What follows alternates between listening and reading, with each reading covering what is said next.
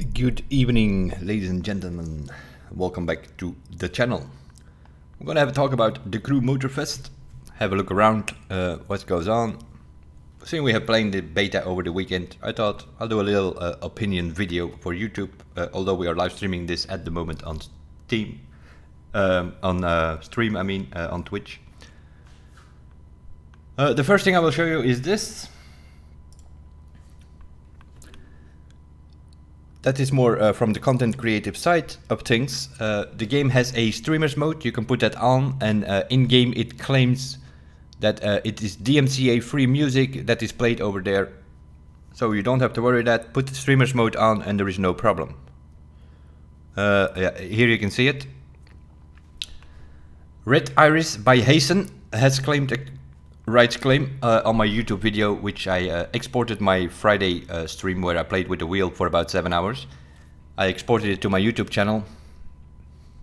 We have a claim already on it, so the streamers mode is not working, at least not on YouTube. That's something that I quickly wanted to show you.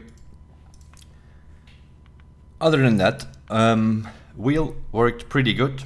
If you go to my PC documents, what the game has done is you have a folder from the Crew 2 where it has your key bindings and things like that. I think what it did, it made a copy. And that also means that you have the XML binding. This is the XML for the keyboard.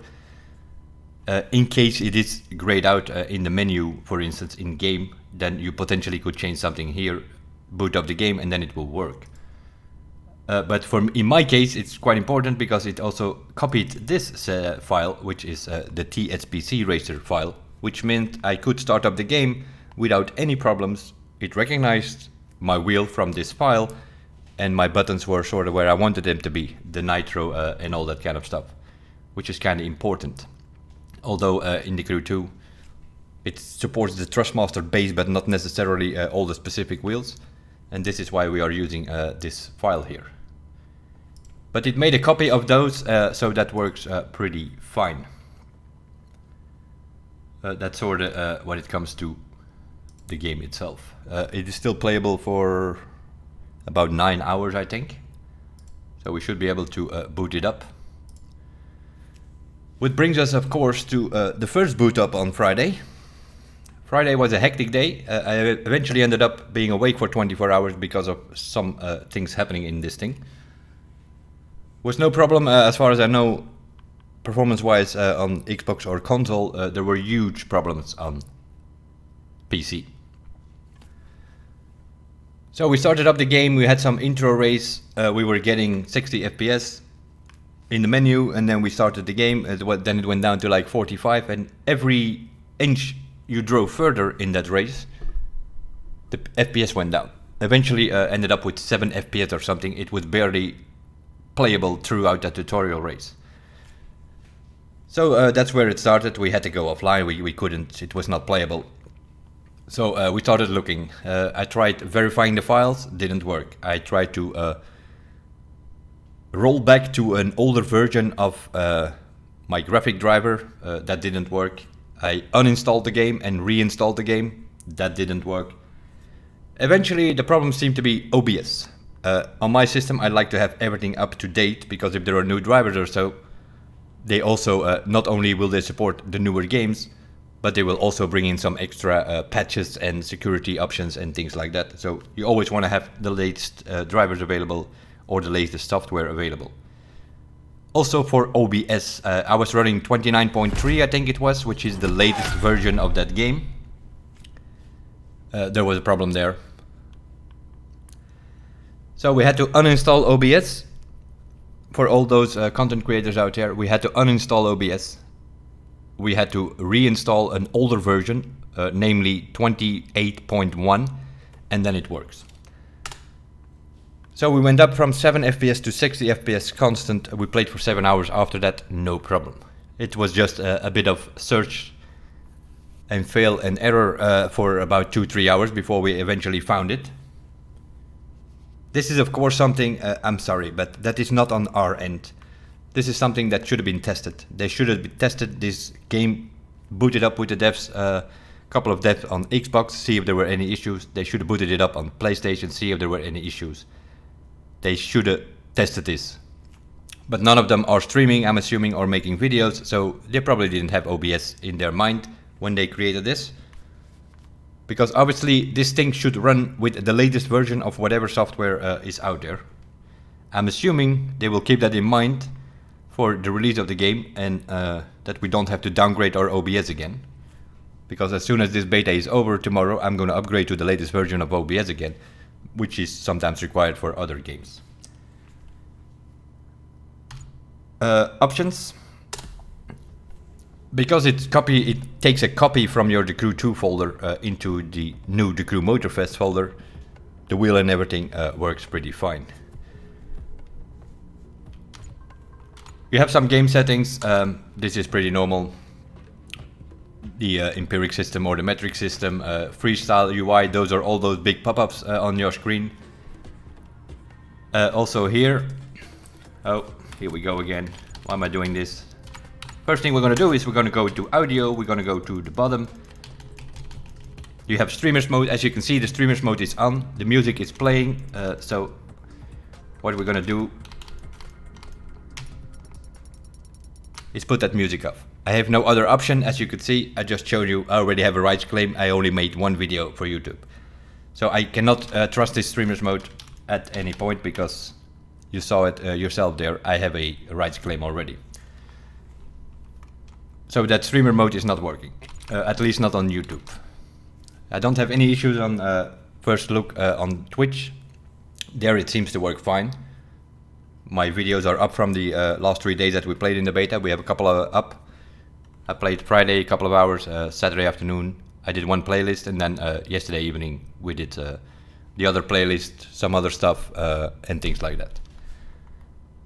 Other than that, normal game settings. Difficulty seems to be a very important category in such a way. The event difficulty is based on your vehicle, pretty much. That's how I see that. The higher you put it, the more the AI will ram you. I have been playing with 4 out of 5 from the day one, which in some of the events became a little bit of a problem towards the end, especially the final race from the Porsche. Which brings us to the global settings here. The cockpit view, put that off. Although you might want to play in cockpit view, just put it off. If you put it on, it will lock it constantly on cockpit view and you can't change your camera. So put this one off.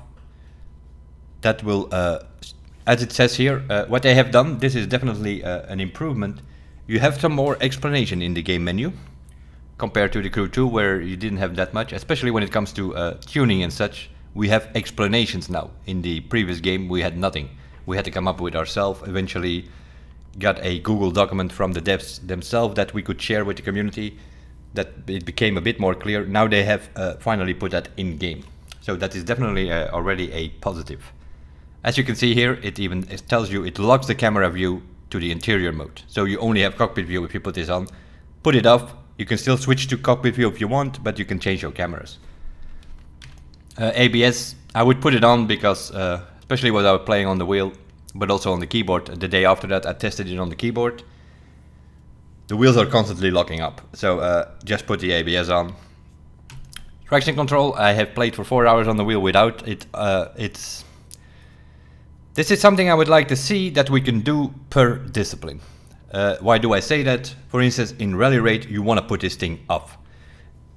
Your rally cross car or your rally raid car is gonna go in a spin. The traction control kicks in because the game is like, oh, he's drifting away, we need to step in.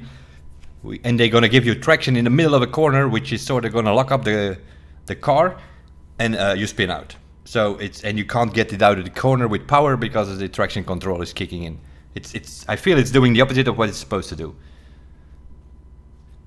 You can get faster times on rallycross and rally raid by putting this off. On other disciplines, not so much. On other disciplines, you have no traction. You're constantly sideways. Street race racing, especially Street Tier 2 and racing are a problem. So I eventually had to go with sport here to make this thing going. ESP, this is a big problem. If you put this off, For instance, the final race in the Porsche playlist, you can't win that race. You just can't if you put it off. Put this thing on sport as well, and then you beat him. Even on difficulty, event difficulty 5 out of 5, which I tested, you can win. I won 7 seconds. So the event difficulty is some sort of ace mode. You need to have a bit of an upgraded vehicle, and then you can beat them, even on 5 out of 5. The higher you put that event difficulty, the more of these things that you put off, the higher your difficulty bonus will be. It can go over 40% in some cases. The drift assist, anything with the word assist, auto braking, auto steering, put it off. Drift assist, counter steer assist. Counter steer assist you could put on maybe if you can't counter steer yourself properly, then it's a bit like, yeah, you counter steer and then you also have the throttle control coming in. I would just put it off. Normally I played with ESP on sport and everything else off for a long time. Till I did the grand race yesterday and I had to go sport here because otherwise just couldn't keep up with these first guys because we were sideways in the corners and they just pulled out, so it was obvious that they had the traction control on. That was on the keyboard yesterday, so I don't know, on the wheel it seemed to work better if I put it off. And also gives you more bonus, obviously. Yeah, anything with the word assist, just put it off. You want to sort of figure it out by yourself.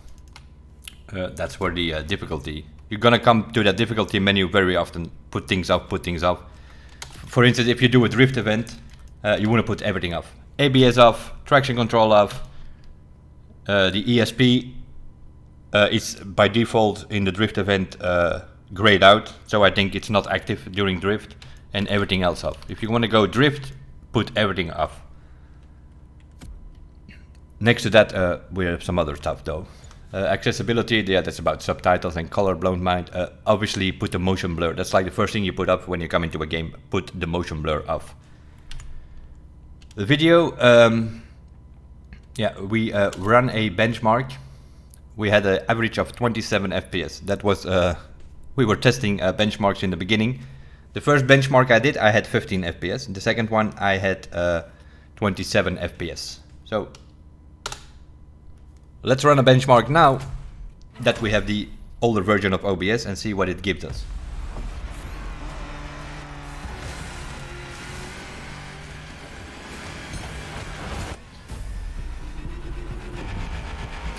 This might be PC related. I don't know if this is available on console. I think in one of the previous games it was only on the PC you could do a benchmark.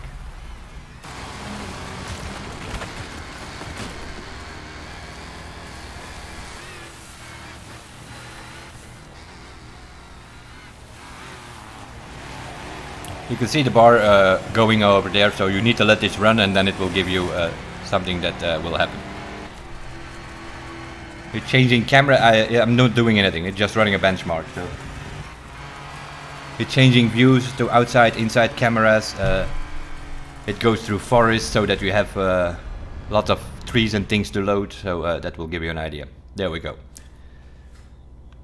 The FPS minimum was 58, so we lost 2 FPS somewhere in the forest, I guess. Average max is 60. So we have a constant 60 FPS with the VSync off. We are playing borderless because for one reason or another, full screen is not an option. You can only play in windowed mode and borderless. Normally I play in full screen. I'm assuming that becomes available once the game release, I hope. The frame rate is locked at 60 because you can lock it at 30 or 60. This game is made for console. That is pretty obvious. Otherwise we would not have a frame rate lock. With the system that I have here, an i9 processor, 64 gigs of RAM and an RTX 2080 Ti, I can probably run this game over 100 FPS, seeing we are just playing in 1080p at the moment. But it's locked because of the consoles to 60 FPS, so just like the previous game.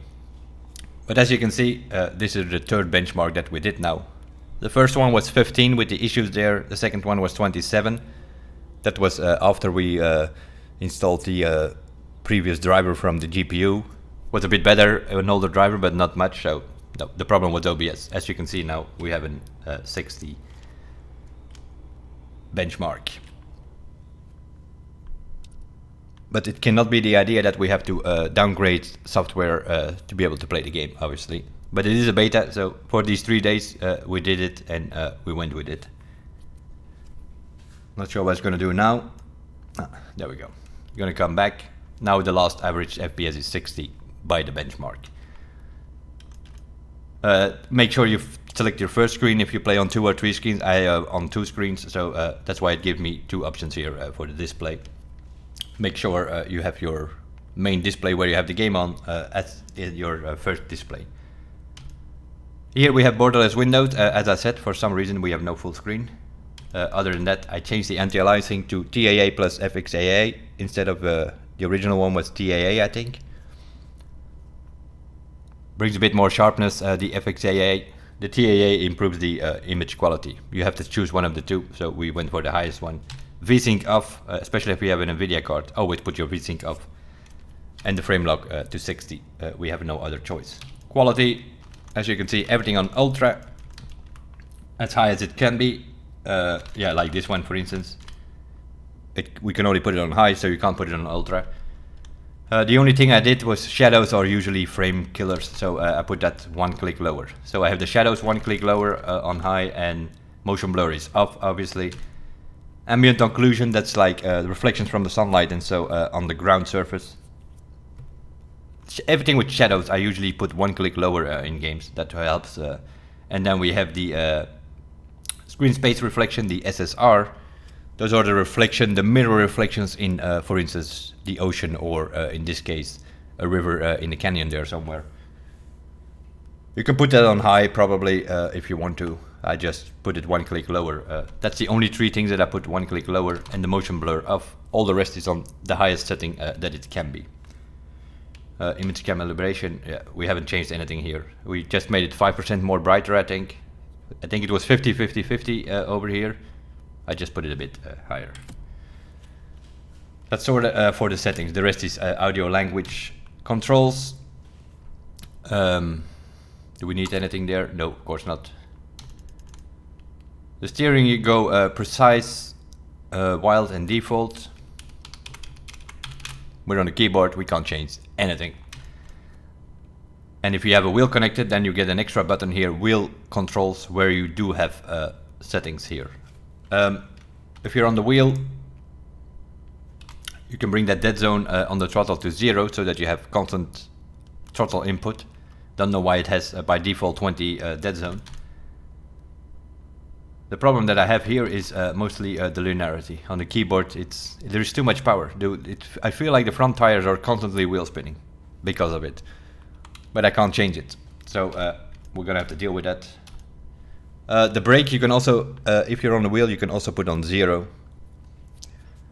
For instance, in a game like Dirt Rally, if you're resting your left foot on your brake pedal, sometimes the car is braking. So in a game like that, you need to put the dead zone on like 5 or 10, so that you actually have to press it for like 5 or 10% your pedal before it starts working, so that you can rest your foot on it without actually braking. I've tested that here with the wheel. I had to press the pedal at least 10% or so before it started working. So you don't need any dead zone on the brake in this game. For those playing on a wheel. That's that. And then the device manager obviously is your keyboard, or your if you're playing on a wheel or a controller, you're gonna get extra options here. The keyboard, yeah, I don't know. It's by default it's in QWERTY, although I have it in French mode, I think. I am playing on an AZERTY keyboard. But it can be changed now, unlike in some of the technical tests in the beginning of the Insider program, where it was grayed out and we had some problems and we had to change it in the XML file. Which I did, and then you get kicked out of the program because of it. Because we were forced to play with WSAD with one hand. This is not how I play. I play on the left here, WS for throttle and brake, E is my nitro, I don't like it, have it on D and F are the lean forward, lean backward, X is handbrake, C camera, and V is your lady over there, what's her name, Kara, you can open her, and or your assistant manager or whatever she's called. That's on V, and then all the rest is over here on the right for me. I play with steering on the arrows, shift up and down on the arrows. If we're in the plane, we use the arrows up and down for the rudder. The 1, 2, 3 on the numpad is switching quickly from boat to car to plane. Those are the fast swaps options. And then 4, 5, 6, 7, 8 or 7 and 9 are the taps on the menu here to switch from one tab to another. And then 4, 5, 6, 8 is for look left, look right. That's what I use that for.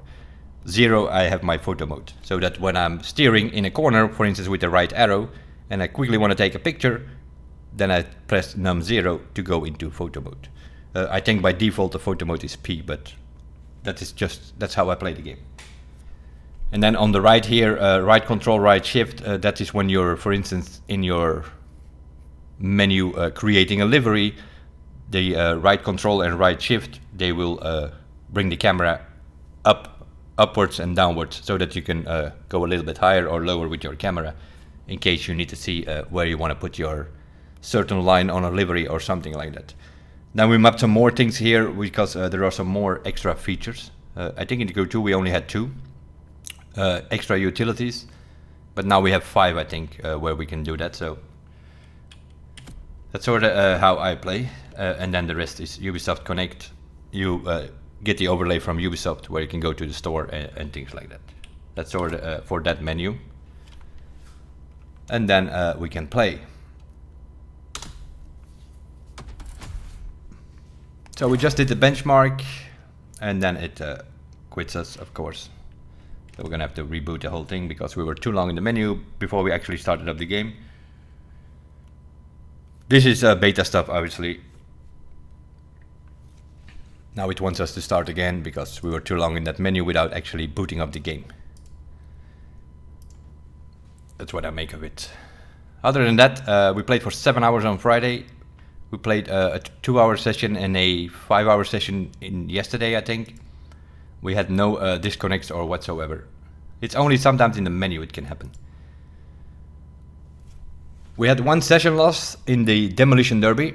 I actually won that with my team, which we will come back to those things.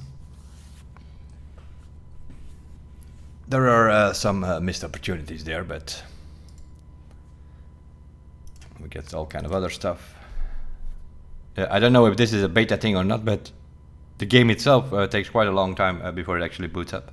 Well, long time, I don't know, minute or 2 or something. You can see the wheel is spinning here on my mouse cursor, but it takes a while before it starts up. And then you see like some sort of squares popping up here, and then eventually it goes full screen. And I think that is because the full screen mode is not available, I think. But yeah, that's small beta stuff, which I'm assuming, there we go. See, it's like it pops up, it's sort of like some extra window that pops up, and then it goes into the borderless windowed mode here thing. In my case, I have it on borderless, so we'll just let the game go and we'll boot it up properly now, because we have the same issue I think in the Crew 2. It's like if you don't actually continue from the start, but you go into options first, then you sometimes get a disconnect error. So I probably should have booted up the game and then go into the menu and show you. That would have been the same thing.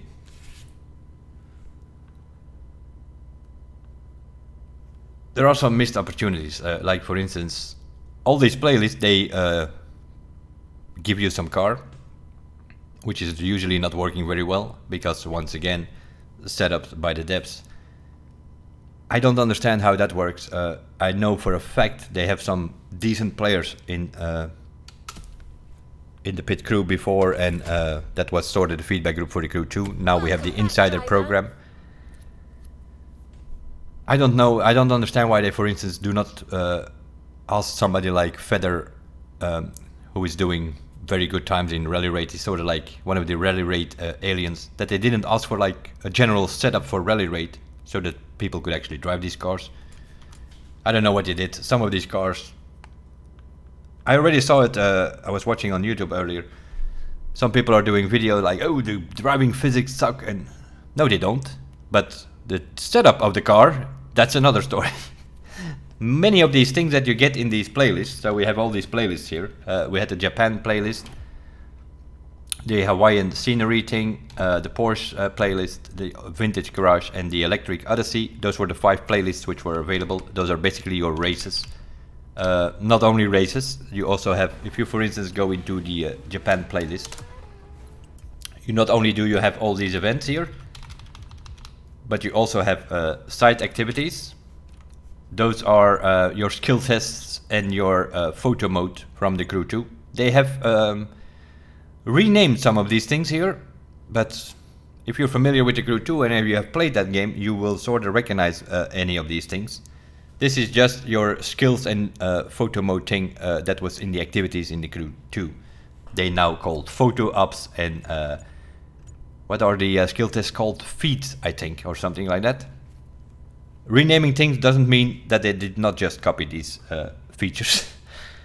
And then we have the challenges, which is basically the hobbies from the Crew 2, where you do all kind of stuff, drive from A to B, drive 10 minutes on the highway, things like that.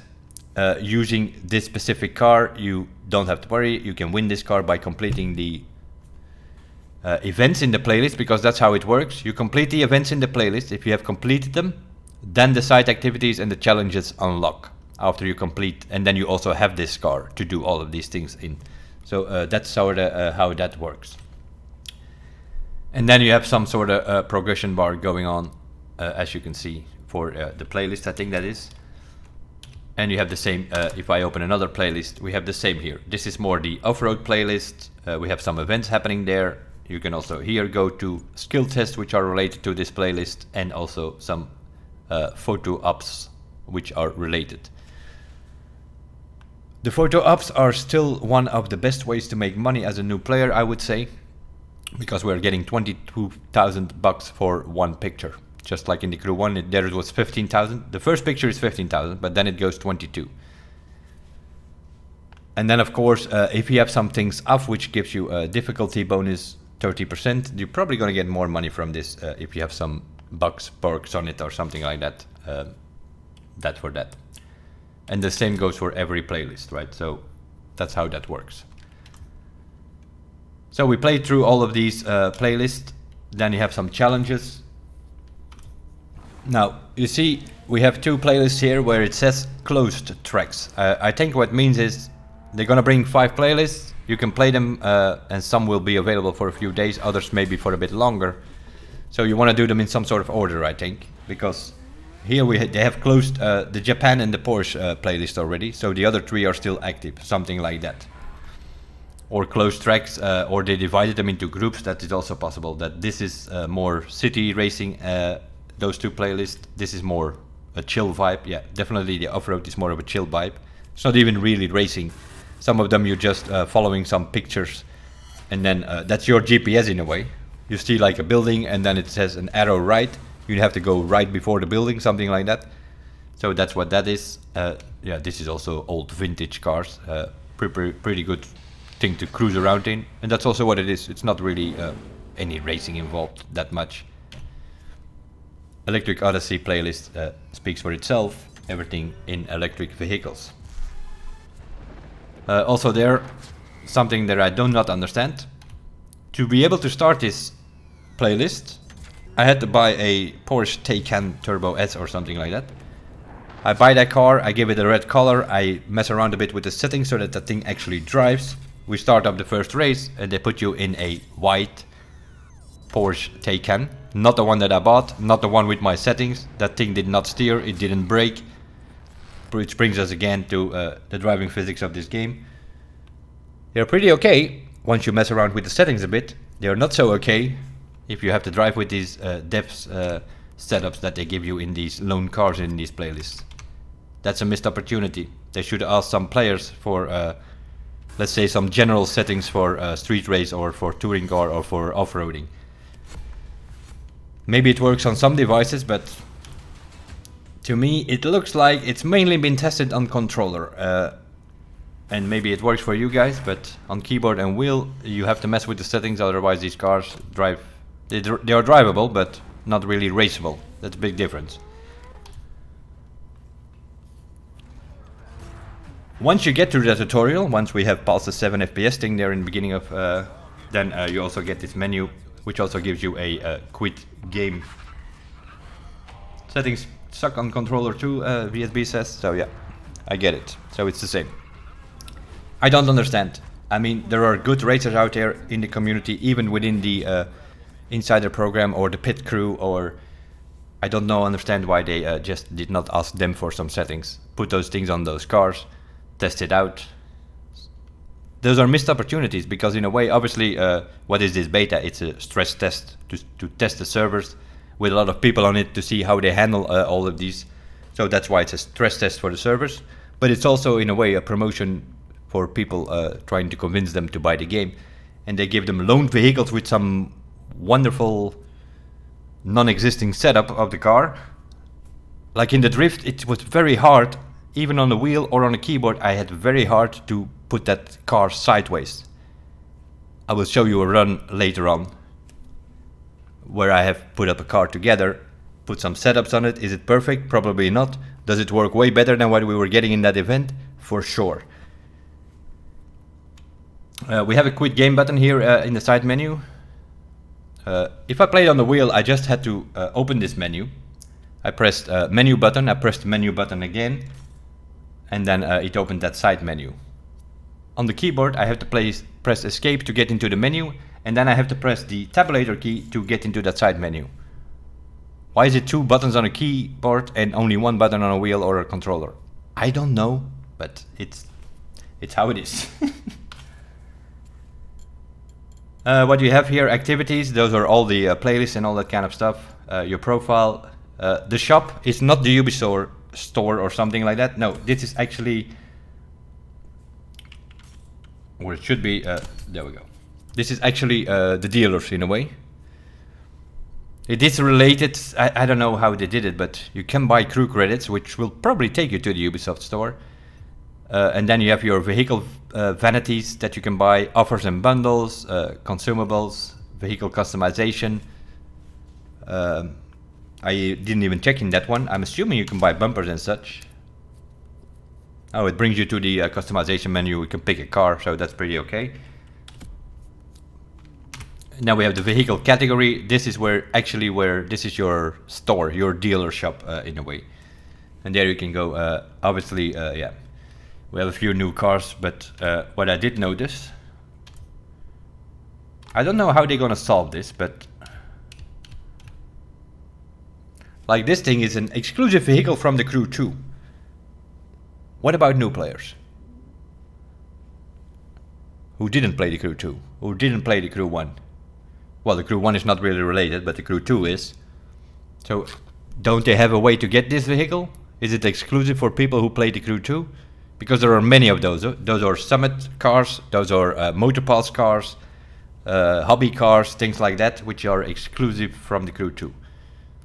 So if you're a new player and you buy this game, how are you gonna get this car? I'm guessing they have to come up with some things. Here we have the same. Exclusive vehicle from the Crew 2. This is a Motor Pass vehicle. This one you can buy because this was a season pass vehicle, but okay, this works.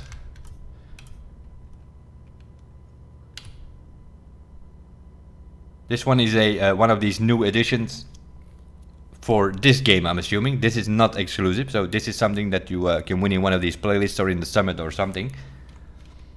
So this is basically the same as this one, but then a touring car version of it with a special livery and stuff like that. So that's sort of how that works. There are some new cars in here, like for instance the Bugatti Bolide, which you can drive. It's 2.2 million. We don't have 2.2 million. I did not import my car. I wanted to test it out. So we have 16 vehicles at this moment, which is already pretty good after 2 days playing in a beta. We won some from the playlist, but we had to buy some stuff. So yeah, you can go through this. At the moment there are 564 cars in the game. There are a few brands missing, you might notice. It's the whole Fiat group. Abarth is not available. Lancia is not available. And some other brands as well. That's probably because there's some exclusivity deal going on with Forza, because I saw that Forza around announced the Fiat Group things, where we can get an Abarth and a Lancia and something coming into the game next season. So I think there is an exclusivity deal going on with Forza, which means those cars can also not be imported. You can, although we have an Abarth monster truck in the Crew 2, you cannot import them. So yeah, I don't know. That seems to be a deal thing going on, which is a license that they had for a couple of years and they now lost it for the new game by the looks of it. Every time, although this is the same franchise, you have to realize that they have to renegotiate all this licensing, and apparently the Fiat Group is a problem. So anything from Lancia Abarth will not be in this game. At least not at the start. Maybe when the exclusivity deal with Forza is over, or with Gran Turismo, or they seem to have the new deals and this game does not by the looks of it. Let me check it to be sure for the Lancias, but I already saw there were no Abarths. And I also saw in the Crew 2 that you can actually not import those. We now also have a brand called Ivory Tower. This is where they bring in the buggies. I'm assuming later also the quads. I don't know if they're already in the game. I haven't checked that yet. They still have Jaguar, Jeep, Kawasaki, all these things, no problem. Lamborghini, Land Rover, Lotus, that's it. 3 with an L, there is no Lancia. Although we have a Stratos and a Delta S4 and a Lancia 37 in the Crew 2, not in this game. So there seems to be a licensing issue here. Yeah, I can show you. Mr. Bogus is not happy as usual. Where is it? Info and news. It's here somewhere. We can find it. My god, how much stuff have they posted in the last couple of days? Or is it in the general chat that somebody posted it? There we go. Alfa Romeo, Abarth, Fiat and Lancia. They have an exclusivity deal with Forza and also with Gran Turismo, I believe. So these brands, Fiat is not important in this because we didn't have Fiat in the game anyway. But all the Abarths, all the Alfa Romeos, all the Lancias are not here in this game. So that's a bit of a problem. But yeah, that's a licensing thing. Maybe it's only an exclusive deal for like 6 months or so, and then they might bring them back in December is season 2 of the Crew 2. The Crew 2, the Crew Motorfest. There are also some other strange things here. This thing, which is a handling machine, overpowered, is a street tier 1. Because what they've done here is they sort of went back to, in a way, to the Crew 1 in a way. In the Crew 1 we had like the street race was sort of divided into 2 categories. You had street race and you had performance. Those 2 specs were available. They sort of did the same here now. You have the street tier 1 and you have the street tier 2. The street tier 1 you need to upgrade to 600 is the maximum level, and the street tier 2 is 750. So the more faster vehicles you would think are in street tier 2, but this thing, that's a little beast, it's probably one of the better ones in street tier 1. There are a couple of new ones. You can filter on street tier 1, and then if you go to that category, then you're immediately that Mitsubishi Eclipse catches your eye, because I think that should have been a street tier 2 in my opinion. They did not do anything with rally rate. The planes, if you have played the Crew 2, you have aerobatic planes and you have air race planes. There you will see that you cannot import the air race planes, so that category sort of disappeared, and you will import the aerobatic planes. Now, these things in here, they are just called plane. And what happened is they sort of made a mix between aerobatic and air race. So they will be not as slow as the aerobatics, they will be not as fast as the air race. It's somewhere in between. Is now the plane category, and that's why you can only import one of your planes, although you have 2 of each in the Crew 2. You can only import 1, and then they will transfer that into this new plane level, which is now 670 level.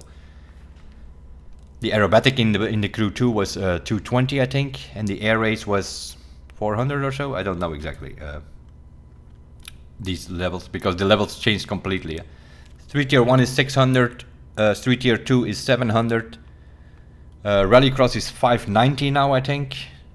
Hypercar is I believe 880 or 920. Let me see if we can find one which is hypercar. 918 or so, or this thing here. 920 is the hypercar, so the Alpha GP will be 880. This thing was in the crew, was maximum level was 320, so now it's 920, so definitely have a bunch of new numbers. Alpha GP is 990 even. What was 880? 880 is the racing, which is, yeah, like I said, they have renamed a few things. Basically the touring car. So 990 seemed to be the highest level for the Alpha GPs. The racing is 880, that are basically the touring cars. And then Rallycross is 590. The drift is 700, I think.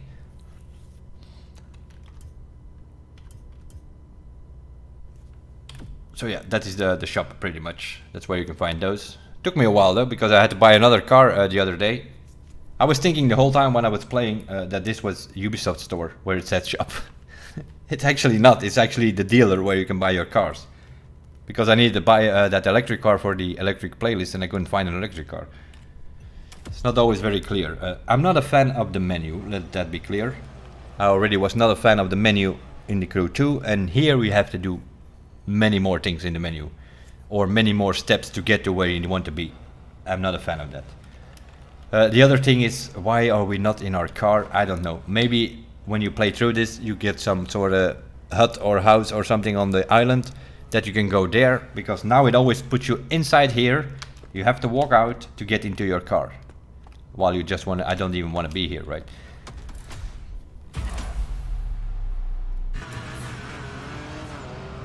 There she is. A lot of stuff. You can't expand the minimap because there is no such thing. If you do that, it's her over here. Speak to you soon, driver. Other than that, you can hear all the other players take off here, because everybody starts here. This is a huge problem in this beta, in my opinion. But they put you in a beta. You let people explore a little bit, right? So what they've done is they give you the game like it's gonna be released, and that means that, for instance, you have these playlists. They all start on a container, like the 911 container is over here. Once you unlock that playlist, once you say, okay, let's go play it, you have that container over here. This thing here, over there, you can just, as you can see, you can have the details or you can fast travel there. That is the starting point of your playlist. I'm not very sure what the idea of that is, because there's nothing happening there, right? So you travel there, and then it says like, oh, we have a few events of you in this playlist. Let's start the first event, and then you have to drive like few miles to get to that thing. Why it put you here, I have no idea. I think they just do this to give you the location of this container, because once you have finished the playlist, you have to come back to collect your reward here in this container thing here. So we have completed that whole playlist, which means that all these 911 events, which you can see on the map over there, green check mark, over there, green check mark, you can see that the fast travel 2 is grayed out. The reason for that is it's locked. It's locked behind 10 playlists. You have to complete 10 playlists before you can travel to wherever it is that you have completed and have a green check mark. Once I've done 10 playlists, I can click here and just click on fast travel and I can just go there. Now you have to drive, and that is quite annoying, especially if you just want to... I made some changes on my drift car, for instance, the other day. And which sort of happens over here in your main stage thing. You're in the menu, so you're there, and I just wanted to redo, because I bought the car and I changed the settings, and I wanted to redo that drift event, which is somewhere over here. It's 12 kilometers I had to drive just to redo an event. I don't understand this. I can understand that they lock this when the game releases, and you have to do 10 playlists before you get your fast travel. That's like Forza style, right? You need to hit 50 billboards before you unlock fast travel anywhere, things like that. I can understand that in a new game gives you something to do. But in a beta where you want to promote your game, let people do what they want. They should have unlocked this fast travel for this beta. It's annoying that you just want to redo a drift event and you have to drive from the main stage to 12 kilometers over the road, which you already saw 4 times by that time. I'm sorry. Missed opportunities here. If you want to promote your game, you can do this better than what they've done here. Talking about that drift event. Can we go there? No. What you can do, for instance, is, see, we have this thing, we can travel there and then go here. So, you set a waypoint there, and we're gonna travel there. Now, are we anywhere close? Not even close, but at least we're limited to about 1 kilometer or 2. Another annoying thing, while we are hidden here now, this is a street tier 1. I think I have the parts on this, I'm not sure. You see what's happening? I had to open the menu, I had to click on the car, I have to go in upgrade. There you can see my parts. The same goes on for your settings, right? You go into the pro settings, that's how you get to your pro settings. Again, menu stuff. We have to press 4, 5, 7 things sometimes to get to where we want to be. This is so stupid. Even in the first game, the Crew 1, we were standing on the map in our vehicle. You see, I have to press 5 times escape to get back to my car. In the Crew 1, we had like a little cell phone on the side here, which had everything. It had our car list, it had our tuning setups, it had our garage, it had, you could put the radio on and off, you could quit the game, everything was available here while you were in the game. Now it's menu stuff again. I freaking hated it. I really do. I already hated it in the Crew 2, and they even have more menu stuff in this game with even more steps to go through before you get to where you want to be. I don't know, this is again a missed opportunity in my opinion. Of course, we are a few days later than the Crew 1. So maybe not a smartphone, maybe they put a tablet in the guy's hand or something, you know? Let him get out of the car, pick up his tablet and do whatever he wants to do.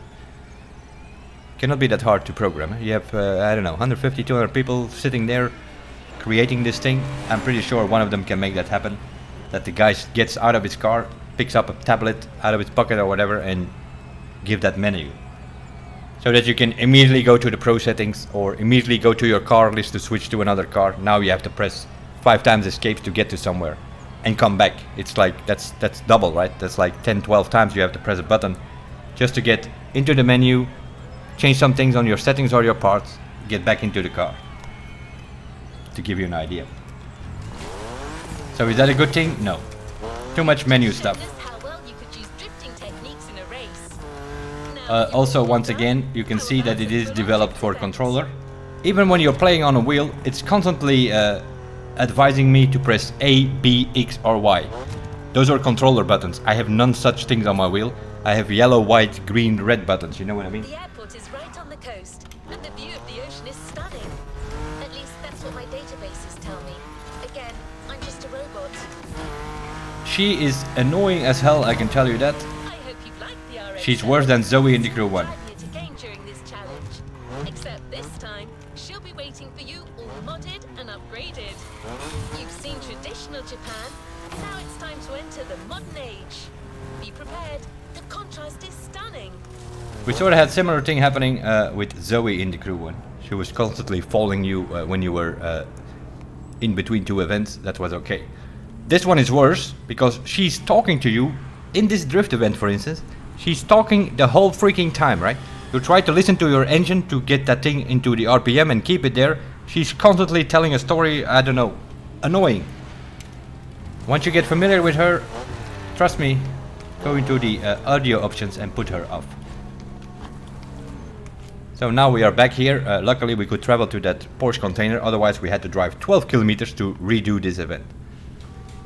And then they put you in some sort of vehicle which was barely going sideways.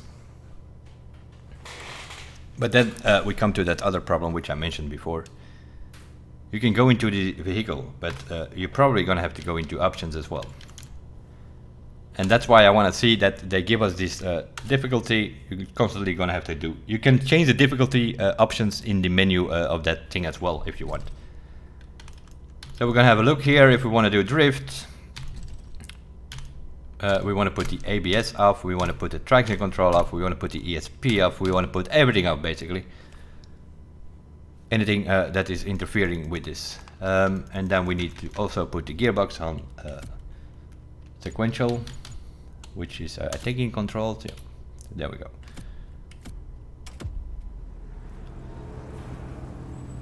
So what have we done? Instead of doing this thing, I had the difficulty on 4, which means you have to score 106,000 points in this event. I had to do quite a few runs to get 106,000 together, because that car constantly wanted to go straight. We were hitting walls. Every time you wanted to switch the angle, it went straight again. I don't know what setup they gave it, but it was just a race setup on a drift car or something, I think. Totally did not work. I tried it on the wheel, I tried it yesterday again on the keyboard. We were barely getting there. You can of course put the difficulty on 1, then you only need to score 20,000 points in that event. But with a difficulty on 5, it's 106,000. 104 with the difficulty on 4, I mean. I don't know what it is on 5, probably some more points that you need. If you don't lose a multiplier, without any slippery bonus or whatsoever, you can get it at around 200,000 you can score if you do not lose a multiplier. So eventually I had enough of this event with this dev setup car that they gave us there, and I decided to, you know what, let's buy a drift car. We bought this thing, it's available in the shop, comes with delivery on it. The only thing we changed is the front bumper, I think, which I eventually unlocked. You can see all these little white dots here that will sort of tell you where the settings were from the devs. So what I've done is I have not messed with this gear ratio at all because we are using manual. We're going to put that thing in 3rd gear, we're going to keep it there. I changed the grip from the rear to -5% instead of keeping it on the maximum. That helps get the car a bit sideways. I increased the brake balance a little bit, that's not that important. We're not using we just tap the brakes to switch the angle from time to time. The arrow was completely at the end, whatever that is, that's plus 20% now, I think. So I put it on -22, -18, some negative camber to get that car sideways. You can put it way more sideways. If you put it here on the minimum max, all the way to the left, in other words, then you can probably leave the grip from the rear tire to the rear there. But I just brought it down here 5% and then put it on 22-18 here. Suspension, I put it a bit stiffer, but it doesn't matter that much. We're not jumping in this thing. This is mainly about the jumps. Anti-roll bars. The front is to reduce your understeering, and the rear is to oversteer thing, right? So it explains it here, unlike in the Crew 2, where nothing was explained. It explains what it does here. Right, it explains here it's the balance between understeer and oversteer, and the front is, if you bring this down, if you have too much understeer, you can reduce it by bringing this down, which basically means you increase the oversteer. That's why I had a discussion the other day, well, a conversation the other day with Knu, and he's like, no, the front is the understeer, and I'm like, no, it's oversteer. It depends on how you put that in your mind, right? What you do with the front is you reduce the understeer. So he said, like, this is the understeer bar. But if you reduce the understeer, then you actually increase the oversteer. So for me, this is, in my mind, this is oversteer. And this is understeer, where you reduce the oversteer. So yeah, it's how it is in your mind. If you have too much understeer, bring down the front. If you have too much oversteer, bring down the rear. Also here, you can see the dots. Where the little dots are, this is what you get to drive with from that depth setup in the event. The camber is as expected in the middle, and that's why you can't get that car sideways, right? I have the front all the way to the minimum, -25, and I gave it some positive camber to get the counter steer going even more. So it's -25 plus 10, which is basically the 0.7 that we were using in the Crew 2. And now you can just turn in that car, you keep it in 3rd gear, and you play around with the throttle, and you go from one drift into another. The problem that I have here, of course, the thing is not maxed out, so I don't have enough power, so I'm constantly have to press the nitro to keep it into a drift. if you have this thing maxed out to 700, then it will go sideways. But that is the difference between getting this car in this playlist where you're trying to promote your game and trying to convince people to buy this thing. Give them some setup. Like, this is not a perfect setup, right? But it's at least we fiddle around with it till this thing goes sideways, and then you can get it going. Give some setup like this to the people, and then everybody can score this drift event pretty quickly. I heard already some people, including myself, who had some issues with it the first runs.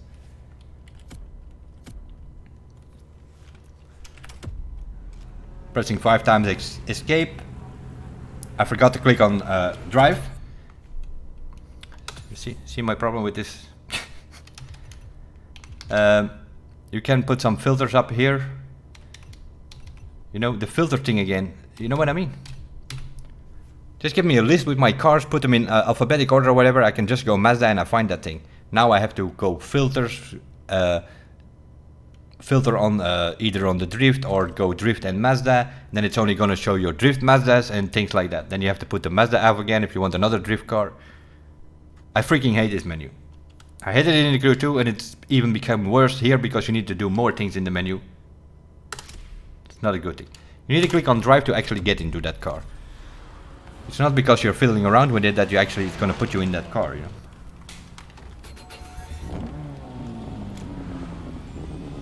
As you can see, we actually have headlights in this game.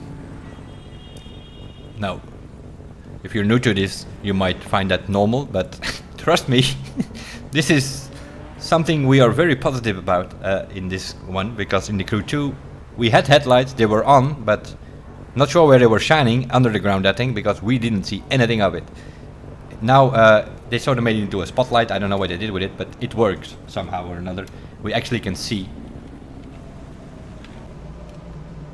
And even from the cockpit view, which also has increased quite a lot in many of these cars, meaning that it's way better cockpit view. The wheel is doing strange things. See, we're on a keyboard, but if you're actually on a wheel, that thing turns. If you turn to the left, it does exactly what you're doing on your wheel. If you're on a controller or a keyboard, that wheel goes all kind of directions from the cockpit view, so it's not that interesting. That's something they still need to work on, I think.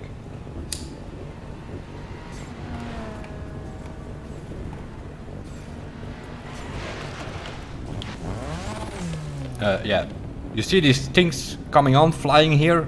These are what I call the ghost AI. They are racing around constantly on the map. You run into them, sometimes you think like, oh, what is this? You're gonna crash into this. There is some ghost AI. I don't know what they are. Are they placeholders? Are they there to fill up the map that you don't have the feeling that, oh, I'm driving alone in this section? I don't know.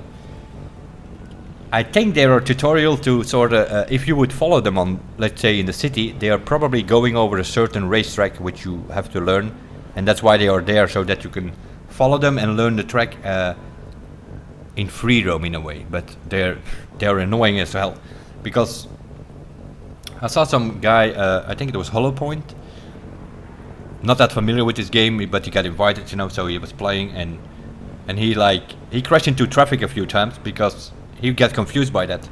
You have this ghost AI driving around where you can just drive through, no problem. You can just drive through these guys. And then you have a normal traffic car which you can't drive through, and you completely smash into them. And he was doing a skill test, so it's not 100% yet. Normally if you start a skill test, everything should be in ghost mode. Other players, AI, all that bullshit, which because it's influencing your score, it should be the same circumstances for everybody.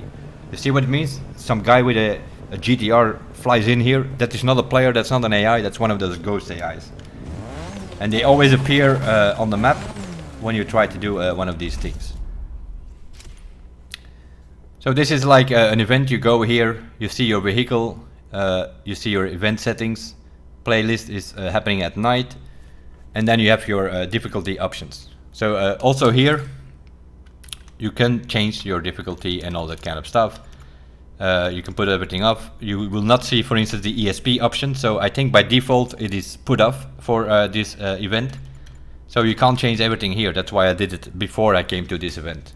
You only have a few options here from your menu, while you can change everything else in the menu. It gives you a quick option for the things which are important for this to quickly change it.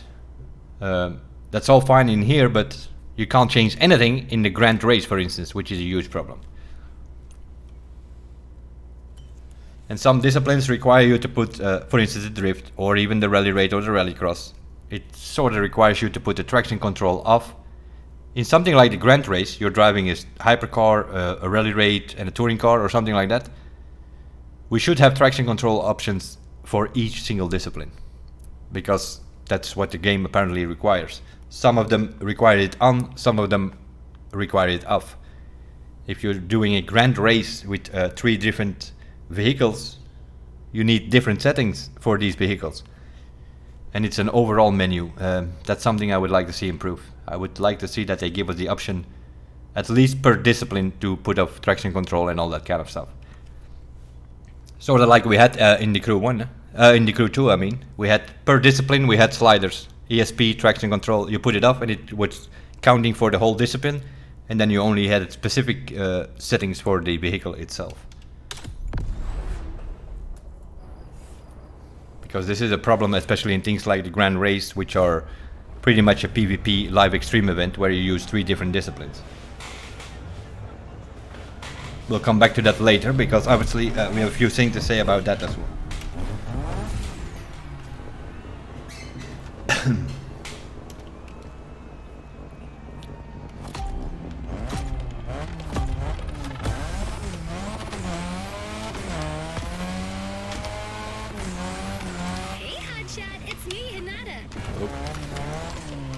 Let's try that again.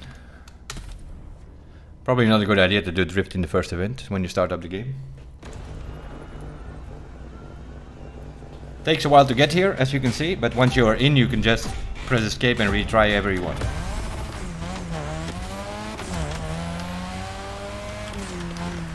Hey Hotshot, it's me, Hinata.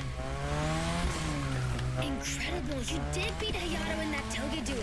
I knew it. There's something about you. Hayato is one of the best racers I know. Kudos. And now, welcome to my playground, the drift track. Just to give you a demonstration that that car goes sideways.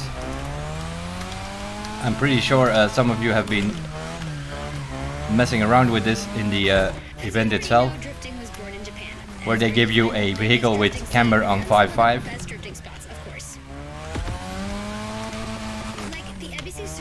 Also a little tip, if you see that multiplier start flickering, which is the time you're about to lose it, just press a little nitro. Like here I have a problem, I should be able to go to 4th gear there in that big corner, but I can't because I don't have enough parts on my vehicle.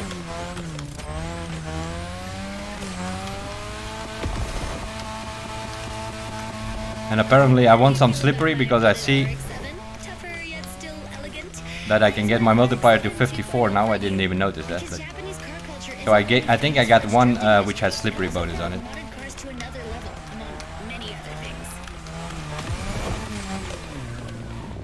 But you can see, I will stop here. We still have 30 seconds left. I already beat the 1 on 06, which I needed to beat. Come on, you're almost done. Push that beauty to its limit. You have my I can tell you, I think I did 6 or 7 attempts on the first day when I was on the wheel with this default setup from the depths with the 5.5 on the camber. Or 0.0 it's called now, because now they call yeah, the middle is 0.0, and then you have you can either go negative minus 25% or positive plus 25% or something like that. As I said, they renamed everything, even these things. I could have kept going. Could score over 200,000 points without any parts on it here, right? Even with the camera from behind on a keyboard, I keep this thing in a drift, just playing around with the throttle and the steering. If people see cars go sideways in a drift and they think like, oh cool, you know, I might want to buy this or whatever. But if people see a drift and the car goes straight, then they're like, oh, the physics suck. That's what you already see happening on YouTube. My advice to the devs: invite some people in a playtest who knows what they are doing. Ask for setups. When you're doing a beta, you can give drift setups, you can invite Feather for a rally raid. He will give you some proper rally raid suspension settings and things like that, so that these vehicles are actually drivable, instead of giving us something with a camber on 0-0 and you can barely get the car sideways, even with a wheel, right? I was throwing that wheel. I brought down the rotation to 180 degrees to quickly do angle switches, but didn't work very well. That's of course because the car was set up completely wrong. Just to give you an idea, guys. The driving physics are fine, but you're gonna have to mess around with the tuning a little bit. That's the point here that I was trying to make. And that is something, of course, yeah, that's a missed opportunity. Because a lot of people are dealing with these preset vehicles.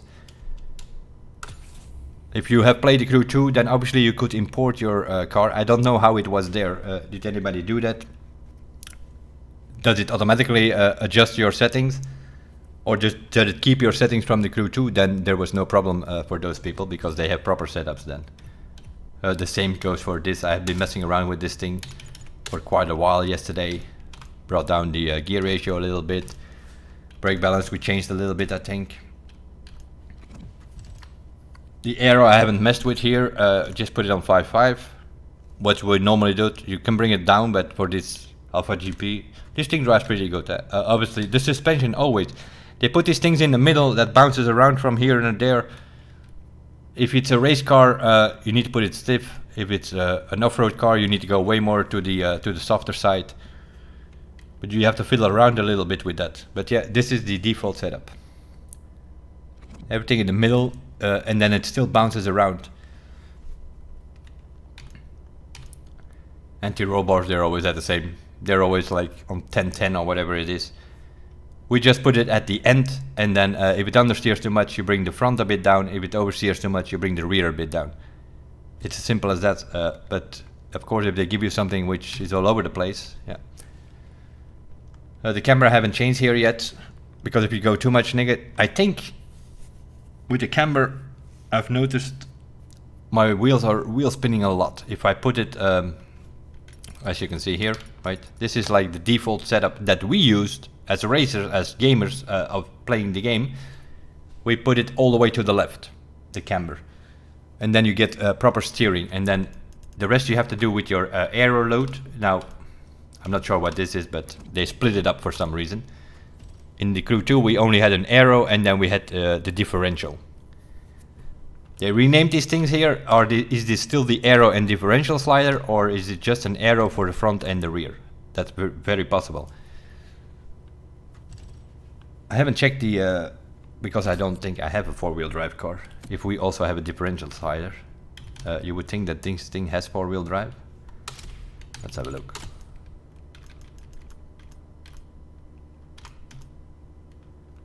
Also no differential. Okay, do I have something with four-wheel drive? Otherwise I cannot even show you. Yeah, you would think that these things have four-wheel drive.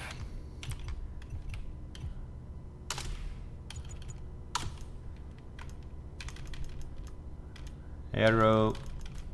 I don't see any differential slider. So I'm guessing they just renamed this to load front and load rear, which was the aero and the differential sliders in the Crew 2.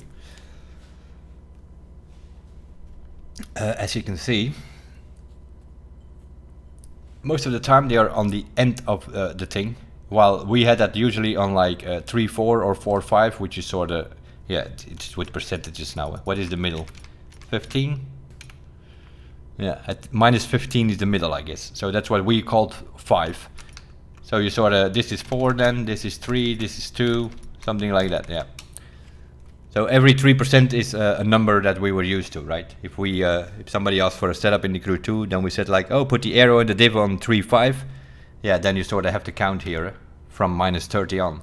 So like, minus 27 is 1, minus 24 is 2, minus 21 is 3, minus 18 is 4, and minus 15 is 5. So that's how it goes.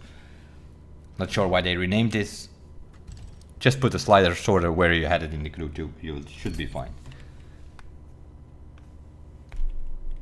But it's a bit, you get some explanation though if you're completely new and don't understand anything. There is a bar for every of these sliders. On the bottom you will get a box with some explanation.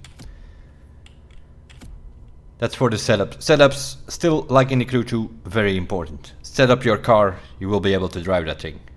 Go with the default settings, you have no idea where you're going to end up. That's pretty much, and the same goes for the driver. That's your dude over there. You can customize him here. He has some titles. I don't know if I have a title. Yes, I have European Fighter, apparently. So that is that thing which is constantly above your head, for instance, in the Grand Race. So you can change your title here, right? If I say, there we go. I put it on. Now I am the European Fighter. What that means. Those are one of those things that you can win on your timeline. Photo gallery, in case you take pictures. We haven't taken any picture. The legend points. Where do we compare that with? I guess with the timeline, in a way. The timeline from the Crew 2, that's sort of the legend points. It's a bar which fills up. There are rewards in there which you can unlock every 10 levels or every 100 levels or whatever. You can unlock one of these things. And then you have a mailbox,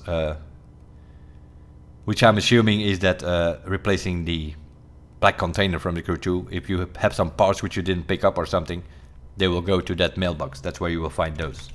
So where do you find that? In driver settings. Just so that you know, in case you do not think you want some parts, talking about the parts.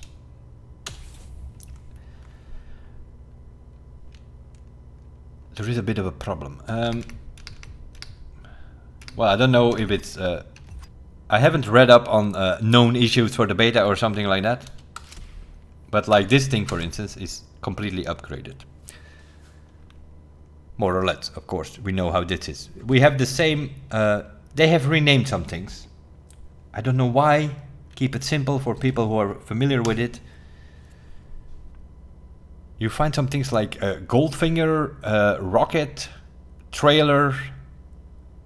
They renamed the skills that we were familiar with for some reason or another, and they do exactly the same thing. The Trailer is what used to be called Draft Bump, I think. The Rocket is what used to be called Ventilated. The Goldfinger is, I think it's Collector or something that we had there. The sensor is renamed to, I think, Radar or something. They copied features, they renamed them to make it look like new or something. It's quite annoying, I can tell you that. If you go into this part, you see here, this is a yellow part, it's the only yellow part that I have so far. Affix, perp stats, whatever. You press on the affix. Sounds familiar? Looks familiar? This is the recalibration trash, which is still here. On the top there, you have your white currency, which is your bucks. You have your blue currency, which is the crew credits, which are the elite currency. I don't know how it is in this game. We will see when it is there on the full release. But in the previous game, you went through the campaign. You could win some of those crew credits. You finished the campaign. I think you had 45,000 crew credits. At some point we had the daily contracts that we could do, which we could earn 1,500 or 2,500 or 5,000. On average about 10,000 a week you could win. So there were ways to get your crew credits. With the crew credits you can buy vanities and things like that. If not, you're gonna have to buy packages with real money in the Ubisoft store. But usually in the beginning of a game there are some ways to win those things. That third thing over there is every time you scrap an old part, you get these things over here. As you can see, I have 28,300 of them. We still have the recalibration trash, but it has improved in such a way. The price that you see here, 1,500 bucks and 150 of those, I don't know what the name is in this, they probably renamed it. We call it spare parts or scrap. Just call it scrap. Yeah, it's 1,500 bucks, 150 if I use that. If I can use it, I can't use it because it's on maximum. Both of these are on maximum. It's the same system. It opens up a box. You will see the part that you have on it with a certain percentage and a bonus. The bonus is pure in this case. The percentage 5% is maxed out. Let's say we have 2% here and you press enter. It's going to cost you 1,500 bucks and 150 of the brown currency, and it's going to open 2 boxes over here. On one of them will be your bonus, so it will be pure with a different percentage, and on the other one you will have something else like skilled or rocket or shifty. So that's how you can change to the bonus that you want. And then once you have it, so you first change it on the top, try to do this a few times till you get the affix that you want, the bonus that you want. Once you have it on here, then you go to the middle box and try to get it to the max. That's what I did here. I have pure 5%, which now is 5%. In the previous game it used to be 8. We have skilled, which is still 10% maxed out, so this is maxed out. Why do we have skilled? Because this is a score breaker. Same system, score breaker with skilled, nitrochemist with pure and extra pump or something like that. Well, maybe. There are some new things around. There is something called clean driver, which gives you more money if you drive clean. Hello people out there in the grand race. You might want to put some of those things on, maybe you drive a bit more serious. We'll come to that later on. And there's also something called clear water, which seems to be some sort of muddy affix for water, which means that in some of these rally races you will already noticed that you go through a river or something and you completely slow down speed. My guess, if you put on the clear water affix, you will not lose speed in the water. It seems to be some sort of water muddy thing going. So I already, by re-rolling these things to skilled pure, I wanted to get this score breaker with pure and skilled. By reloading that, I found a few new affixes out there. So something to keep in mind, we might want to have a look on that. We might need to make some new combinations for this to work. I also have a feeling from what I've noticed, for instance, in the ground race, from the moment you go with one wheel in the grass, that thing spins out very often. So I have a feeling we're gonna have to use a lot of muddy on some of these cars to not do crazy stuff in that off-roading. Is it Goldfinger for Goldfinder? Oh, okay, yeah. I don't know why they renamed it. Is it to give it a new look or whatever? Because that damn thing is the same. Except for some new ones that I already found by trying this reroll on my one yellow part that I have. I can't show you now because it's max, I can't reroll anymore. The good thing about it is, that's what I was on about, 1500, 150, that price does not increase. No matter how many times you reroll, it is not increasing. Why is that a good thing? Because in the Crew 2 it was increasing. With in the beginning of the game a maximum of 40,000 bucks for every reroll that you did. Eventually they brought it down to 32 and then later on to 16,000 as a maximum price. I have rerolled both of these. I rerolled maybe 10-12 times, it did not increase. It was always 1500 and 150 of the brown parts. So the trash system of the performance upgrade is still here, but it's not going to cost you, for instance, like I did with Crew 2 with my powerboat, 7.2 million to get one of my vehicles fully upgraded. That's not going to happen here because the maximum price is what you see here. 1500 bucks and 150 of the brown things. How do you get the brown things? You can buy them in the shop for bucks, but you can also get them by, if you have, which I don't have yet now because of course if you have extra parts here, right? Eventually you want to get this maxed out and you want to get 7 of these, right? But sometimes you have a few parts sitting in here. Always put on the highest and scrap the other ones. And every time you scrap, your brown currency will increase. That's how you get those things to recalibrate your bonuses. And once, because let that be clear also for new players out there. You want your vehicle to maxed out. In this case, this is a 3 tier 1, the maximum vehicle level is 600. Just every time put on the higher parts till you have this thing.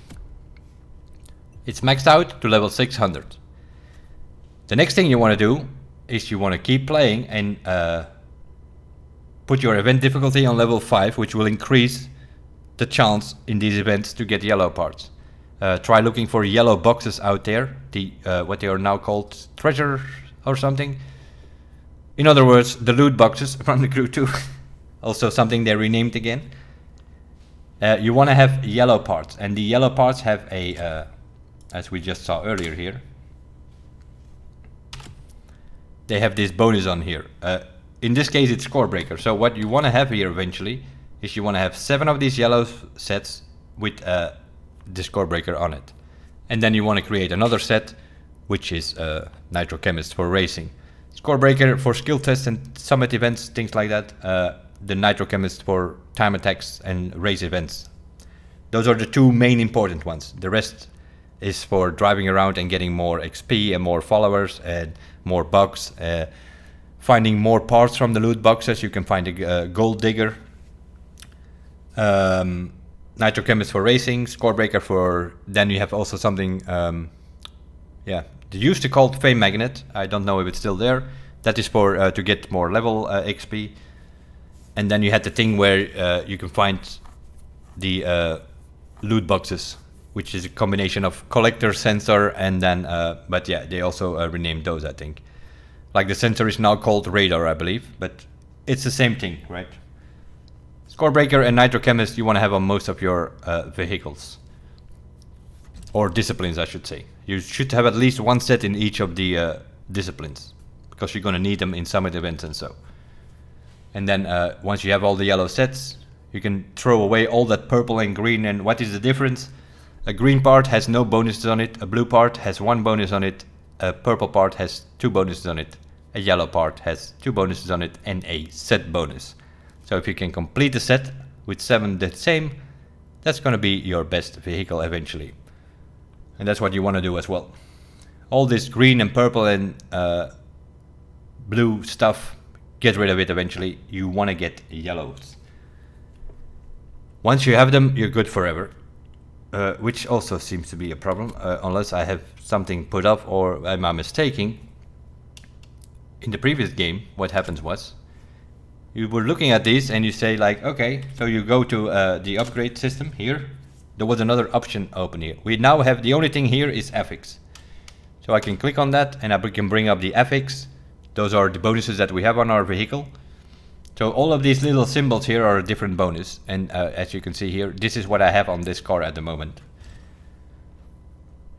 But we also had a button here which gave us the option to remove all these parts and then go to the cars and go to, for instance, another tier 1, and then you could say like, okay, click on this one and put them on here. I have not found that option yet.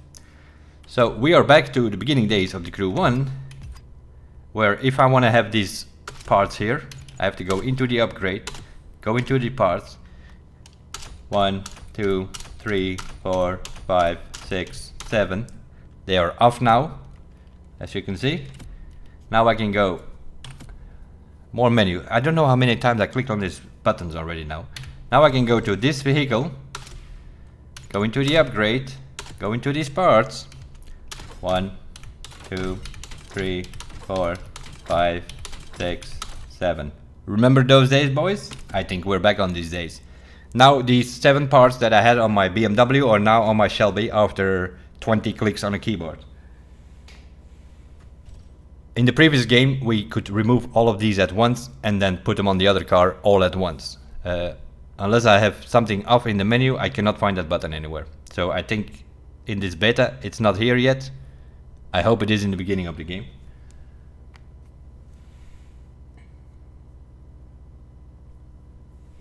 The legend points menu is the icon points. Yep. Okay. Thank you, Thomas. I don't want these parts on this car though. We're doing some races yesterday and... Okay, here we go again. Yeah, there are 7 parts every time, so that's 7 clicks every time. Escape to get to this menu, escape to get to this menu, escape to get to eventually the cars. That's 4 extra times. 5, 6, 7, plus put on the parts.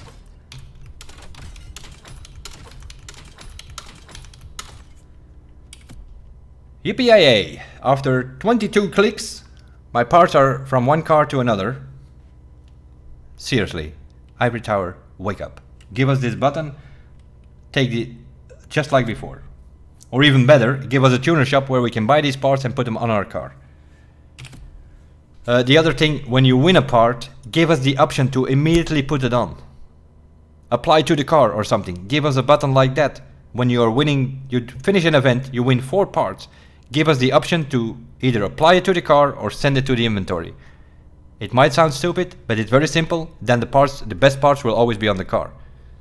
Now we have to go through this menu thing a whole freaking time again. This gives me a vibe from like going back to the beginning days of the Crew 2. We had the pit crew for 2 years. Official feedback group. This has been mentioned. Stuff about the PvP has been mentioned by a core. I know that for sure. What have you done with this feedback? Open those laptops where you put everything in. Because there was some good stuff in there, you know?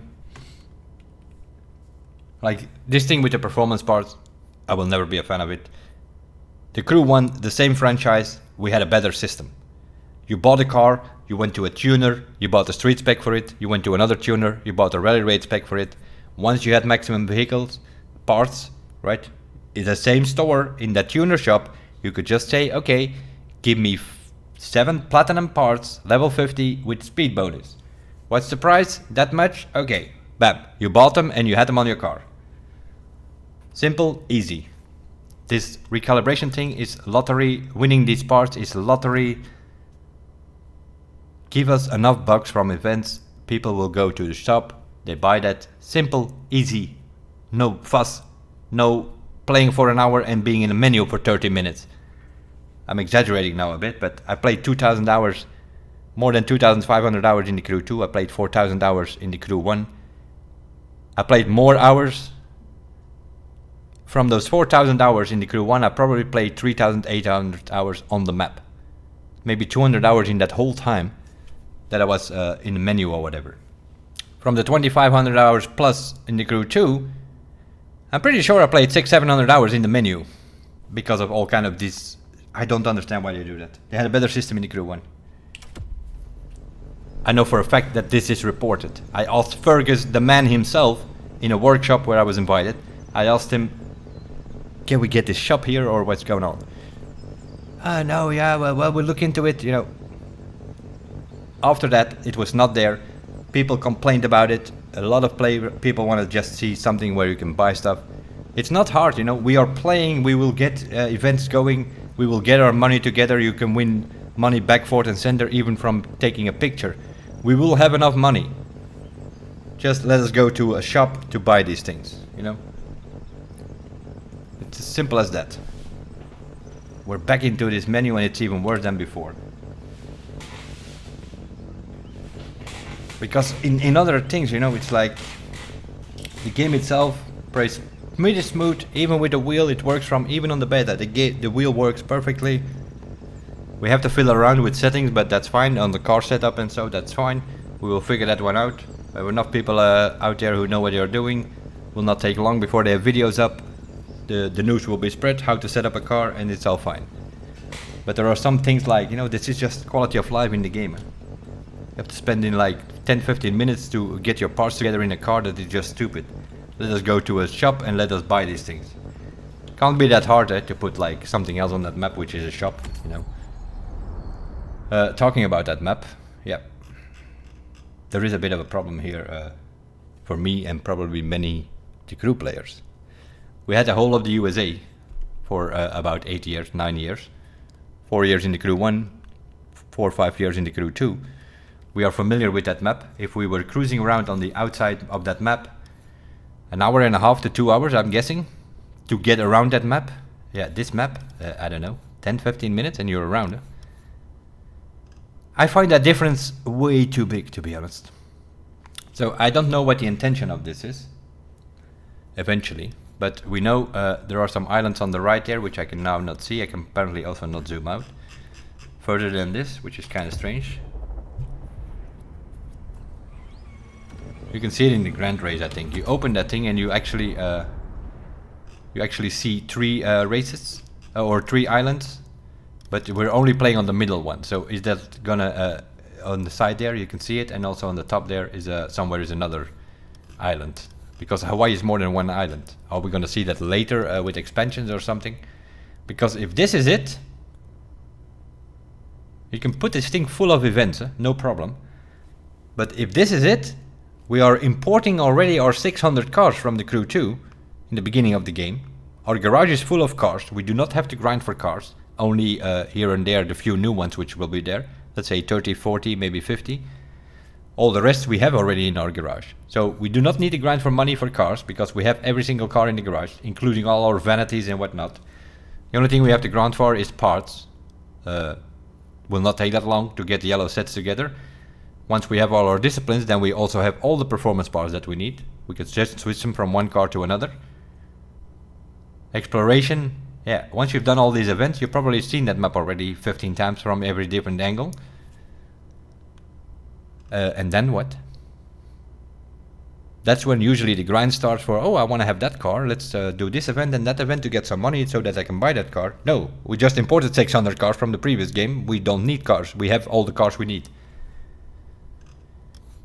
As it is now, with this map, I'm thinking this list, well, it's perfect timing. We can play this for 3-4 months, by that time TDU will release and then we can play that. Because the difference is too big. You're coming from a map where we were driving around for 2 hours and you brought this 15-minute, 20-minute map to go around. That difference is way too big.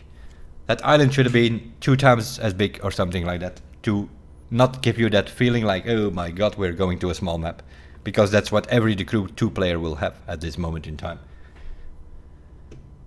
Hardcore players like myself, which once the game releases, we're gonna play this like 6, 7, 8, 9 hour streams. Yeah. A week or so, when we are done with this, give it a week or 2, we have all the cars that we need. Then we can take some pictures, try to find out where those things are. A month or so, and we will be done with it, and from that moment on it is having some fun with friends for another month or 2. So this is sort of like Forza Need for Speed style, 2-3 months playability, and then you can add new playlists, you can add your weekly summit event every week, which gets boring, you know. After 9 years we have seen it by now with that weekly summit. You know what happens, people will come back on Wednesday, set quickly some scores, and the rest of the week you don't see them anymore. The same thing is gonna happen here if you don't come up with some new things which, you know, keeps us triggered or something like that. Just renaming all these things, but it's the same features from the Crew 2. You can rename all you want. You can rename the affixes, you can rename the, you know, the icon points are now legend points. Yeah, that's all fine, but somebody familiar with the Crew 2, this is a very much deja vu when it comes to the features. You're gonna have to do better than that when it comes to events and such. Now we have the, yeah. Let's see if I can find it. Oh, there it is. The Demolition Royale. It's good and it's bad. What is good about it is that they're not in my way. That's what's good about it. You enter this event. They are in that event, you don't see them on the map, they are not in your session, nothing to do with you. Keep them as far away from us as possible. The racers do not want to run into Demolition Derby, guys, or even the other way around, probably, right? This is a very strange mode. I played it once yesterday, I won. Victory for me and my team. Thanks for the help, whoever that was. Completely randoms. You go in there, this is a lobby with a maximum of 32 players. And 8 teams. So you're gonna be put into a team of 4. The event starts, you're in a plane. You get some brief explanation which doesn't completely explain to you what is actually going on. You start in a plane, you're flying to a red circle, and in that red circle you will see some colors. Those colors are bonuses. Damage bonus, speed bonus, time, I don't know, time bonus, something like that. So what you want to do when you start up this thing is you want to land on a certain area. First problem, of course, is communication. You're flying side by side with 4 planes. If one guy flies to the left and one guy flies to the right and the other one flies to the end of the map, then your complete team is already split up. So what you want to do is, I would say, you're sort of flying in formation, follow the leader. Wherever he lands, go there.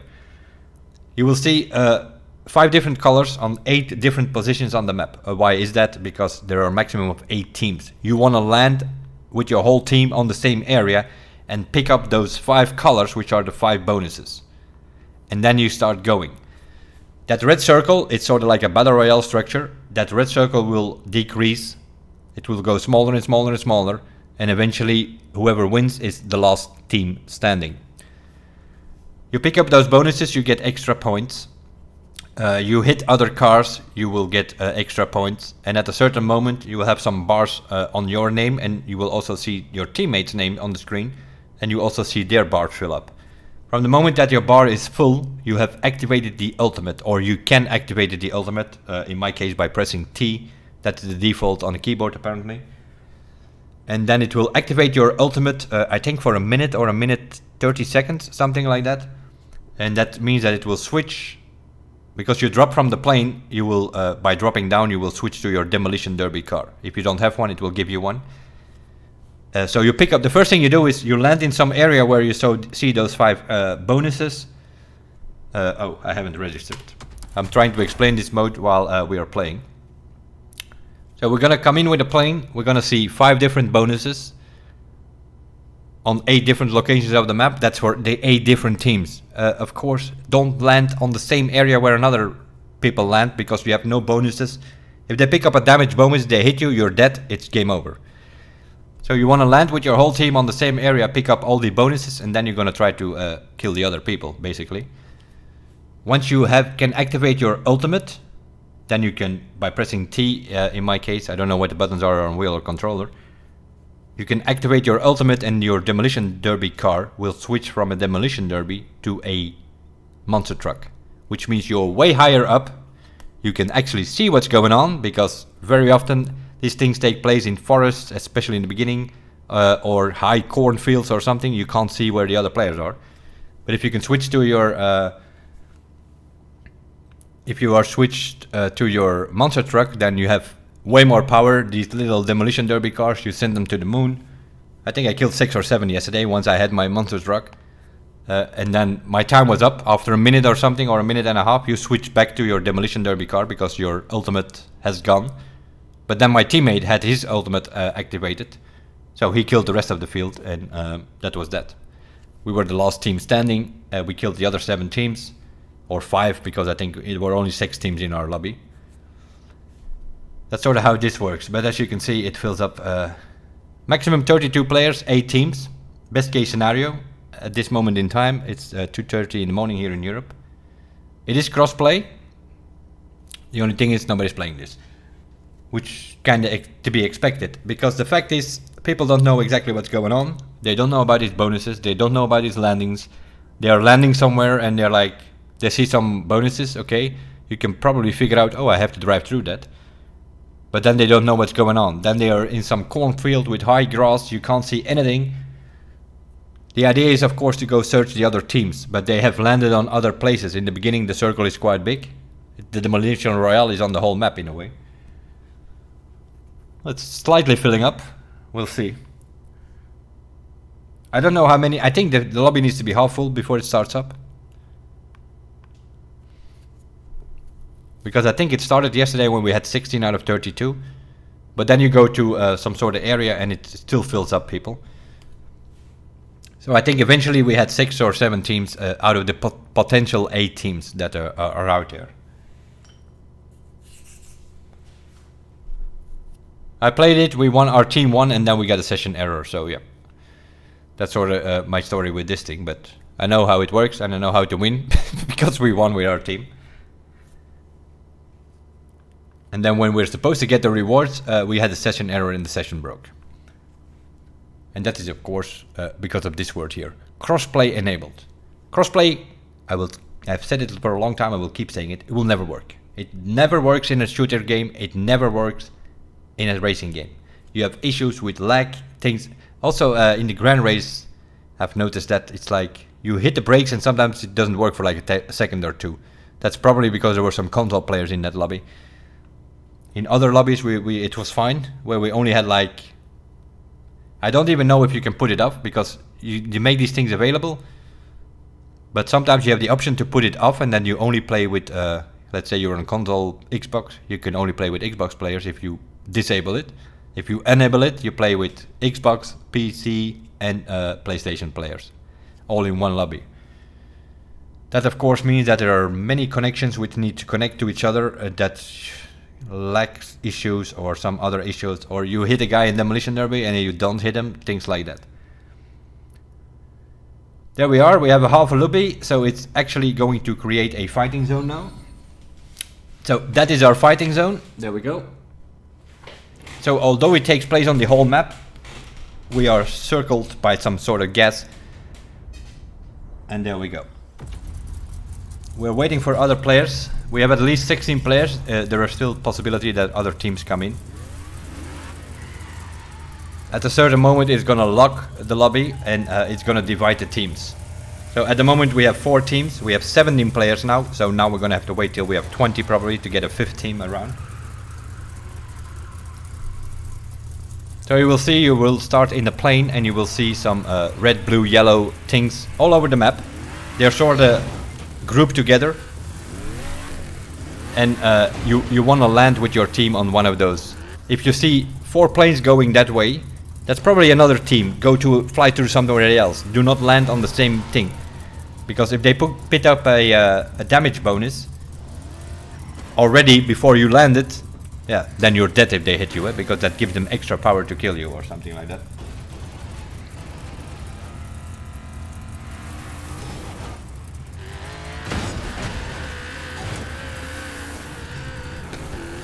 Yeah, people can also not read. It says the event is about to start, get ready. Some people start hitting you because they think you need to kill immediately from the start here, but we haven't started yet. The event starts in a plane. There we go. This is my team. I'm playing with Intake, Yankis and Erwin2301. That's also something.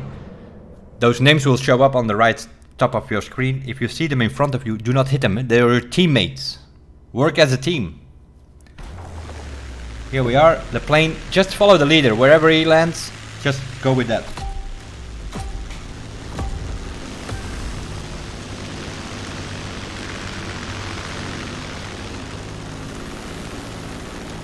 See what's going on? There are people flying left, right and center.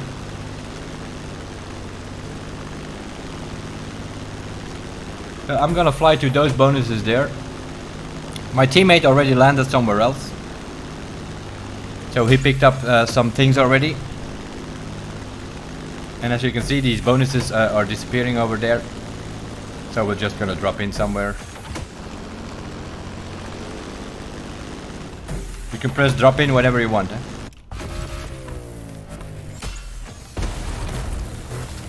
And that's what usually happens, right? People are picking up bonuses. There's a guy somewhere there. These little symbols here. Somebody's chasing my teammate.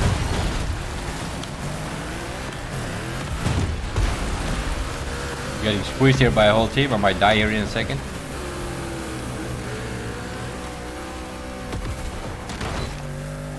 The yellow arrows are your teammates, so my teammate is obviously in trouble there. There we go, he's dead. Ultimate is ready.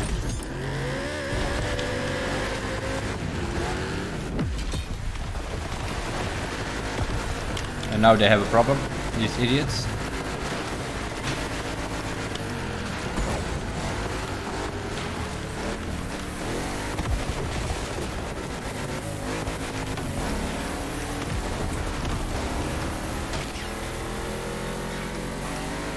Because the monster truck is heavier, it's faster. I think we killed both of them. My time is up with the monster truck. And now I'm dead. So that's the rest of that. Now I need to hope that my team finishes it up. Not looking good. Because our team split up from the beginning. I think we killed 2. I don't think that third one got killed with the... My teammate over here is gonna kill himself by the looks of it.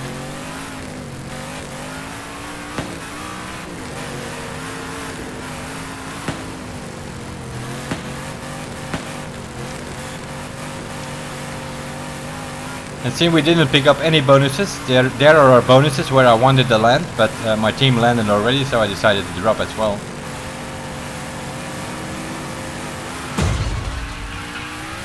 Nice job. I think he had some bonuses.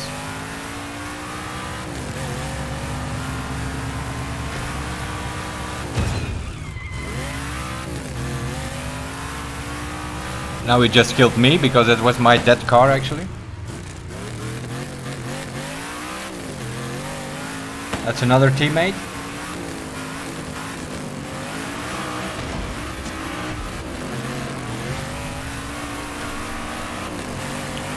This is how it's supposed to be. You drive as a team of 4 and try to find another team and kill them. The circle will decrease over time. So eventually you're gonna run into people because the circle gets smaller and smaller. But at this moment there are still 5 teams alive. And that's of course because there are bonuses where I wanted to land with the plane. They're still all there. Go pick them up. They give you repair bonus, damage bonus. There we go. Shield bonus. The blue one is shield. The green one is repair. So it repairs your car. This is the damage bonus. This is the shield bonus. Will give you extra protection. That's basically the bulldozer. And this one will repair your car. But your teammate, or this guy is not our teammate, just kill him.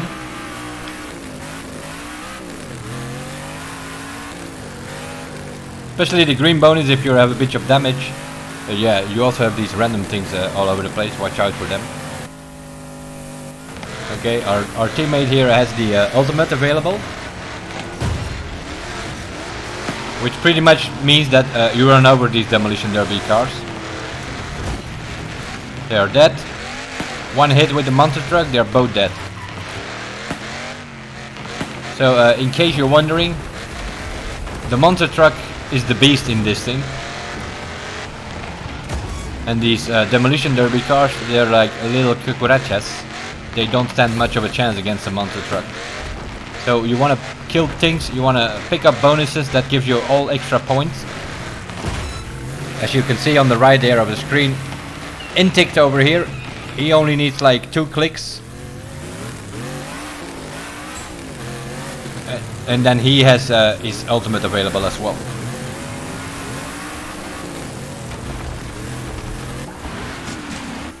You can switch between the teammates. Is he dead? Oh, he's dead.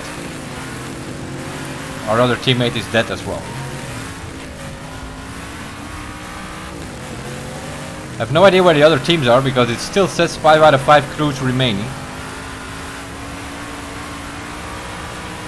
You want to pick up these repairs.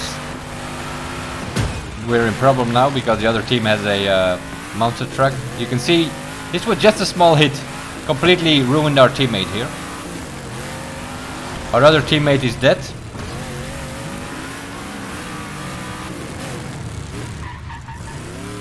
Two crews remaining. It's a 2v1 situation.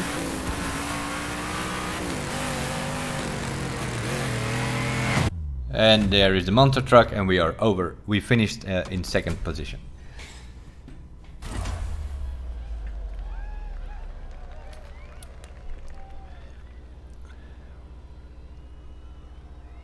That's the result of that. This is sort of, yeah, who did what, whatever. And this is the crew that won. This guy contributed a lot. He didn't do anything. He didn't kill anything. 0-0. That's the Demolition Royale for it. And but as you can see, you get all kind of bonuses for it. 2nd place, $1,000, some other things. Unfortunately, we don't have a demolition derby car, so probably win parts for that as well. But give you an idea what it's about, and I tried to explain it as quickly as I could while the thing was going. But the general idea is you're in a plane, try to stick with your team, land on the same place or close by, because you want to have at least 2 of them team having some damage bonus, which is the red bonus. Try to pick up some of those, go look for another team, start hitting them. The more you kill, The more bonuses you pick up, you get points. Once your bar is filled, you saw it show up there. My car was smoking already, and then it popped up, ultimate available. You press T, you get the monster truck for, I think it's a minute or 30 seconds, I'm not sure. And those are little beasts, because one little hit and you can kill 2-3 of these demolition derby things at once. The circle increases, so people that are hiding somewhere in a forest, that's not gonna work very well. They're gonna get caught by the gas and get killed. That's what happened. Some of them were sitting somewhere hiding in under a bush or whatever. Because we had 5 out of 5 teams, and at the end we suddenly went to 2 once the circle decreased, I should say, and we were down to 2 teams. But our mate was by himself, and the other team had the monster truck available at that moment. That's another thing you probably want to just, if your teammate has the monster truck, do not activate yours yet, although you might have it available. If you see your teammate loses his monster truck and goes back to the demolition derby, then activate yours, so that you always have a monster truck in your team, which can cause a lot of damage. Because if you all 4 switch to the monster truck and there are no other players around, yeah, then you basically all lose your ultimates a minute later for no reason if there are no teams. I don't know, it's not my thing, but the good thing for me as a racer is it's in a moto itself pretty good. The thing itself is not so good. It doesn't work very well on this map. The main reason is you're always in high grass or in a forest in the beginning when the circle is still big. You have no idea where the other people are. You don't see them. You have some mini-map where sometimes you don't see anything except your own team, which means, yeah, you have to drive somewhere to find them. But in the beginning, I don't know how big the circle is, but quite big. As you see when we flew with the plane there, it was a quite big circle. The fact that you can't see the other players makes it very annoying. It takes a while before you come, because the final circle usually takes place in some more open area like here, where you can actually see things moving. But if you're in the beginning where these bonuses are, they're always like in high grass cornfields or somewhere in a forest with a lot of bushes and trees where you can't see anything else. You can see these gray fist symbols, that basically are the other players. The yellow triangles are your teammates. Do not hit those are your teammates. I don't know if you can actually do damage to them. Probably. It will probably hit them a bit. So do not hit your teammates. That's for the Demolition Royale. The only thing good about it, that for me personally as a racer, is that it's a separate mode. They will not be bothering us. So the kids can have fun over there, all good. I don't think many will play. It took quite a long time before we found a lobby, and that makes sense. People are sitting in high grass, they can't see where the other players are. If you have that happening 2-3 times, you don't play that shit anymore. It's as simple as that. Good idea, bad execution. The only good thing for the racers is that they have their own mode. You will not be bothered with them. That being said, brings us to the other PvP structure.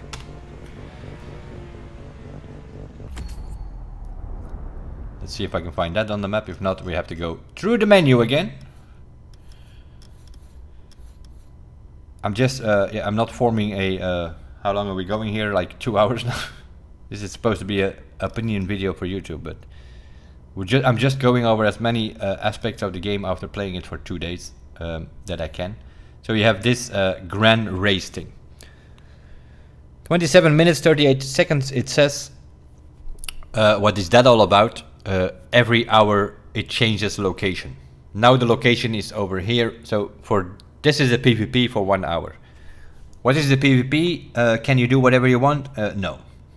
It's a race with 28 players, and it involves 3 racing disciplines. This is one of the reasons why we have the import feature. You're gonna need vehicles in all of these disciplines. It's racing, it's hypercar, it's Alpha GP, it's Street Tier 1, it's Street Tier 2, it is Rallycross, it is Rally Raid. That can be in there. planes are in there. Sometimes you have, for instance, the second option here is hypercar now. Sometimes you will have the option between hypercar and a plane. And then you do the first part. In this case, that would be racing, which is the touring car. And then you come on some sort of section where you can split. The road will go to the right. If you drive on that, it will switch to the hypercar. If you go to the left, there will be a ramp where you jump. It will switch to the plane. And then the second part will be in a plane. Sort of that thing. So all of the disciplines are in there. You need a vehicle in every discipline. This is going to come down to having the good vehicles. I don't know. The first thing they need to do is put the damn collisions off. Because this race is more Demolition Derby than the Demolition Royale is. Because here you see people. There are 28 people on a 2-lane road. You know it's going to be mayhem.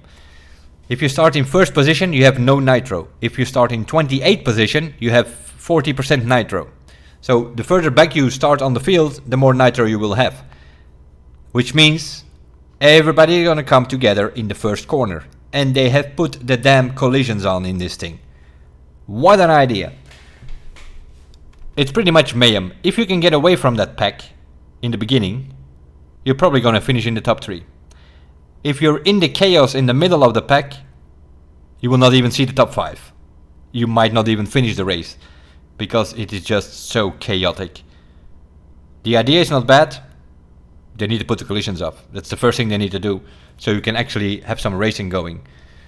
If you can get in a lobby here with people who... You can be lucky, it's a bit lottery. Yesterday we had a few lobbies where the final 10 people were actually pretty decent and respected each other a little bit. They gave each other a little bit room. You're gonna have some bumps here and there, that's fine, but there are intentional hitters in that thing here. Those are probably the Demolition Derby guys who can't find a lobby in that Demolition Royale, and they come here and they just start hitting everybody. There we go.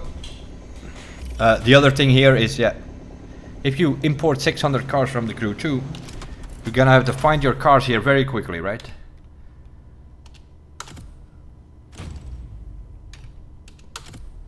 I haven't still figured out what we are actually driving in this thing. What do I mean by that is, are we using our car? Does this thing has green parts, yellow parts? Probably not. If your car is not maxed out, are you using an unmaxed out car? Which I'm starting to think in some of the disciplines. Yesterday I had a rally raid. I was going downhill on the volcano and that thing limited out at 240 kilometers an hour. So I think it's going to give you green parts, just like a PvP in the Crew 2. Green parts, max level, if you have your car on max level. If not, it doesn't give it to you, I think. If you use one of these lone vehicles, I don't think they are maxed out. Because a maxed out rally raid car can go towards 300 kilometers an hour easily. At least the one that I was driving. And mine maxed out at 240. And I had not changed the gearbox or whatever. And the gearbox by default is on 10, so maxed out stop speed normally.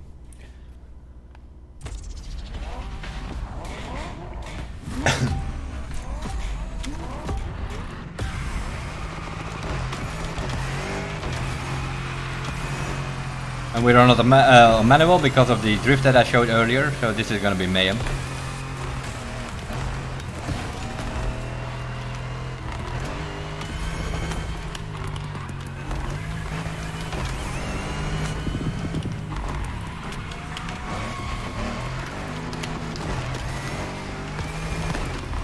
Yeah, this is gonna be mayhem because for the simple reason I have my drift set up here, which means everything is off.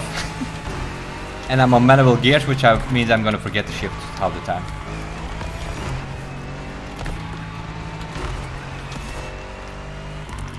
I've been doing this for a few hours yesterday.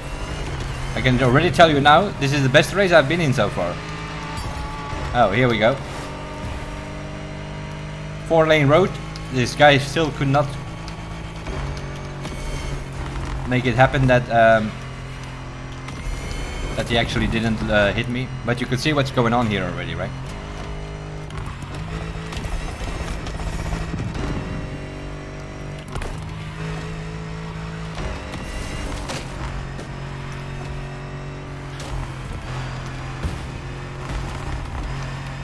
See what's happening here? What's in front of me? The Celine, the Ferrari FX6 is the only thing that people are driving here in racing because they are faster vehicles.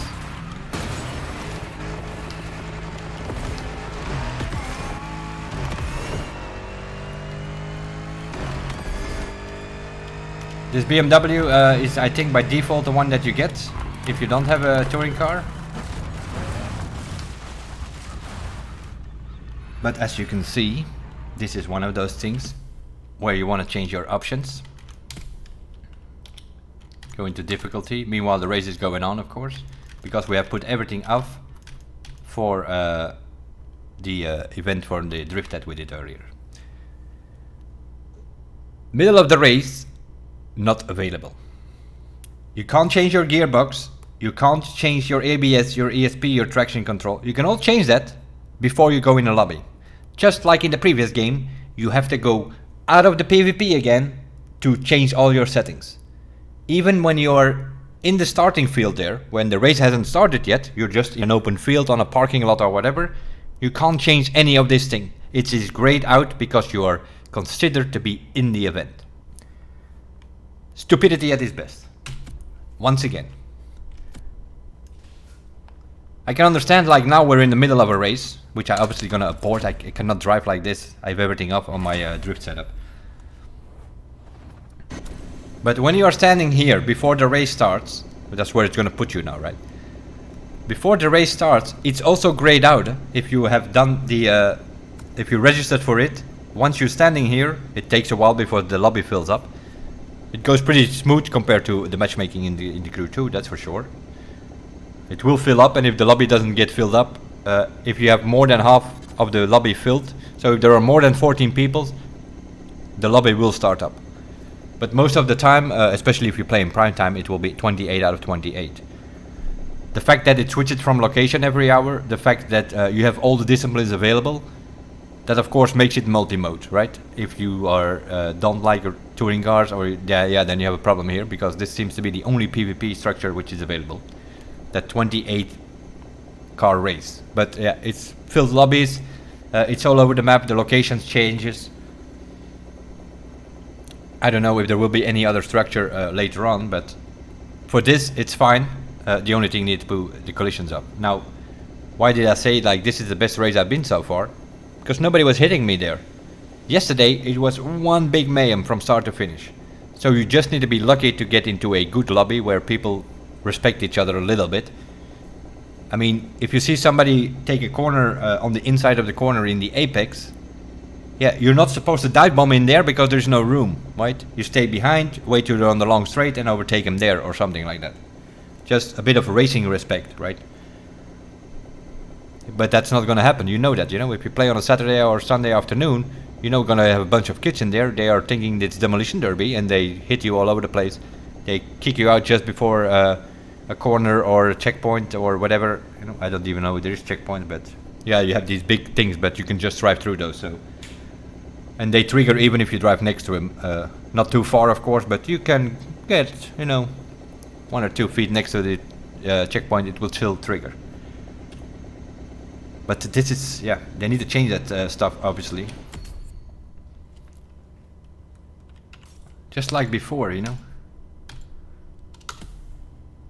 Because there's nothing wrong with the difficulty options, as you can see here. Here they are, no problem. You just can't change it in that event. So just like in the previous game, you have to go out of the PvP to change your setups. It doesn't work, eh?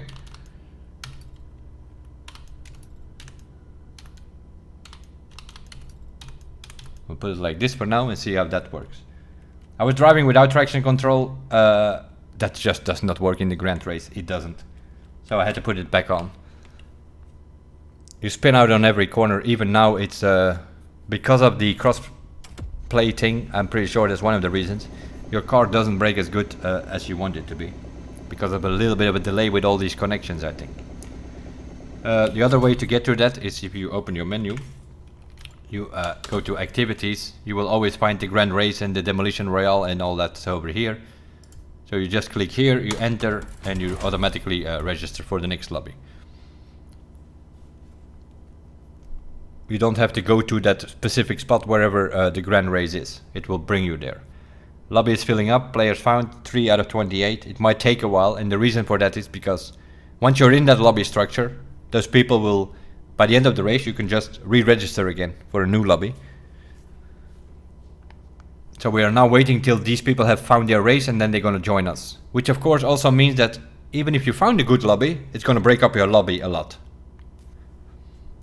Because we have now 5 people looking here. So we are waiting on that race to finish. And as soon as they're finished, some of them will re-register and they will fill our lobby, which means that the other half there is going to have to go search for a new lobby. So it's pretty random. Sometimes the elapsed time here is ticking, as you can see. Sometimes it takes 3 minutes, sometimes within 10 seconds you have a full lobby. Or whatever is available. You need a half a lobby before it starts up, I think. And that seems to be the same case. Like in the Demolition Royale, I wonder how that worked, because I think we had 17 players there. Which means there are 4 teams and then there's one guy just by himself. Well, good luck to that guy.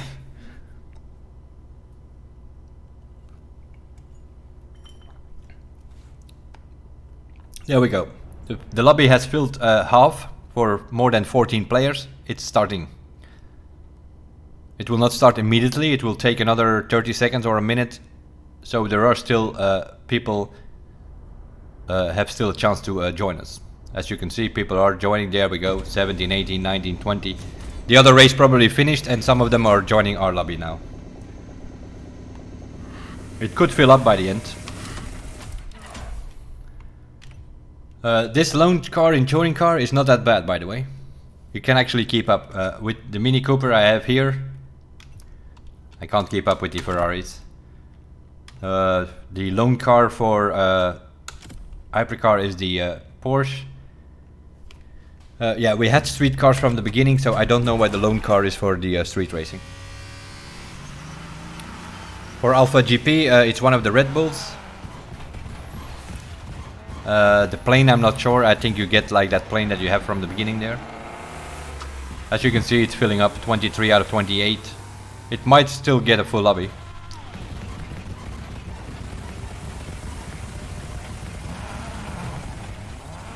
The problem here is in street race, they have switched it between street tier 1 and tier 2. They didn't do that in touring car. So you're in a Mini Cooper and you're racing against Ferrari FX6s, you don't stand a chance. You will see a lot of Ferrari FX6 and Salines because those are the meta cars in touring car at the moment in the Crew 2. That's why those people are coming in with these vehicles. There they are. FX6. Another FX6. There are many of them in there, I can assure you. So this is gonna be a bit of the battle of the meta cars, which is never a good thing if you have 75 touring cars in the game or whatever. You can only use 2 or 3 because everybody else will be using it. So yeah, there you are.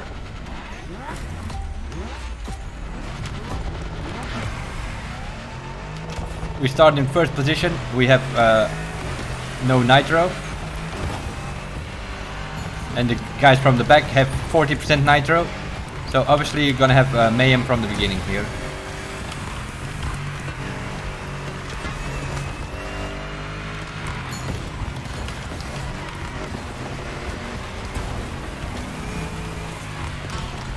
You see a lot of people sliding. That's because they have traction control off, and as I mentioned before, that does not work in this. Because most of these races, the roads are wet, stuff like that, or it's even raining. So you're gonna fly all over the place.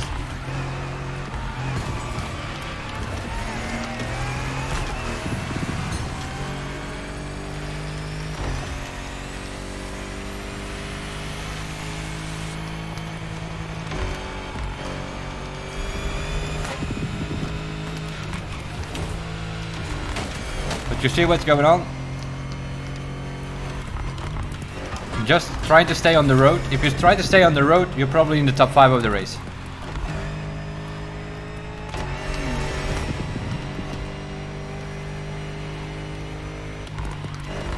Because everybody is fast, everybody can be fast, everybody can drive like an idiot at high speed. but when it comes to cornering, that's another story.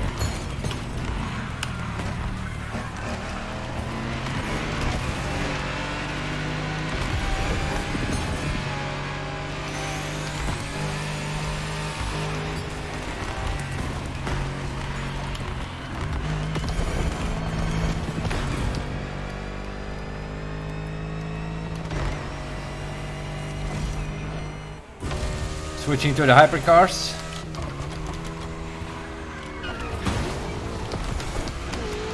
This is the lone vehicle with depth settings. As you will see, that thing barely brakes.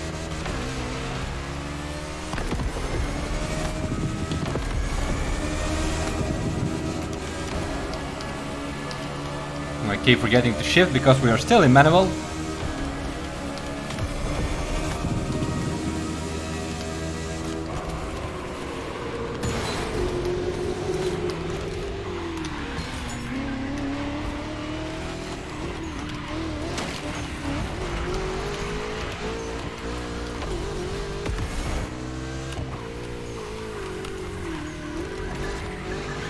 And as you can see, I am steering, I'm using nitro, and I'm trying to shift and the shift doesn't work. That's a feature that comes with the keyboard. You can only press 3 buttons at the same time, not 4. So it doesn't want to shift when I'm nitroing and steering and throttle. So I need to go up the nitro and then I can downshift.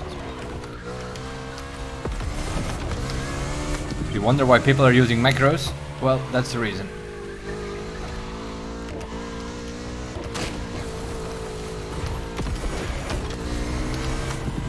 Just try to stay on the road. We're already in 6th place. And I'm trying to deal with manual shifting on the keyboard, which is not great.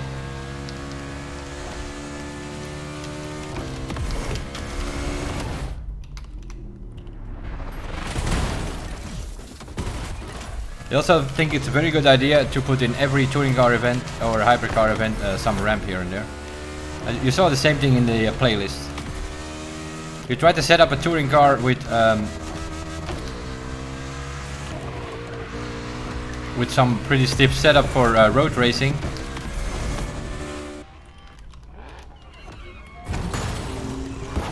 Another great feature is that switch always, because of the delay of the cross platform, it always takes 2-3 seconds. Usually you're switching in the middle of a corner or you just fly out. It's wonderful.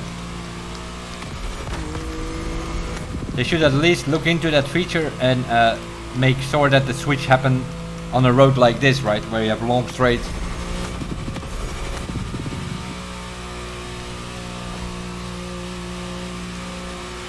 And here you see that thing where I don't have a max out vehicle in this street tier 2.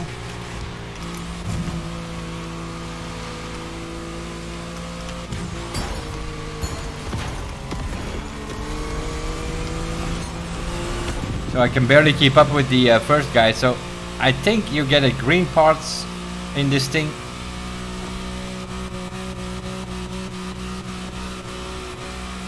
From depending on the level that you have. So now obviously that's not such a problem. In the beginning it's gonna be, but you're gonna max out that vehicle.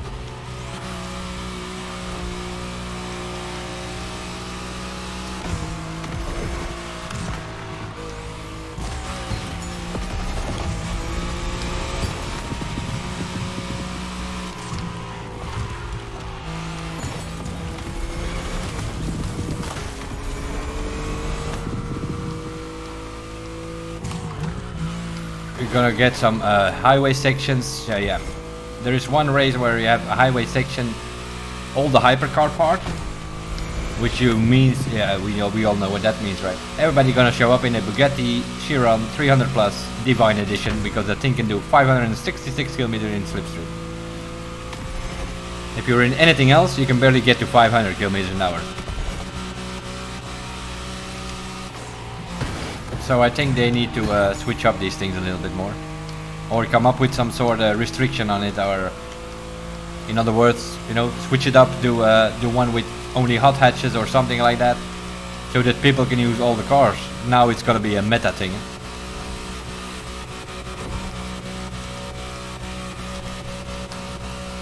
And of course we have done playlists with this. We have the gearbox on 8 or 9 or something, and here we are. We can't follow the rest of the bunch. Because also here they're using the meta street race cars, which can do 430, 440, something like that. So this is our position, unless some people behind us have a faster car.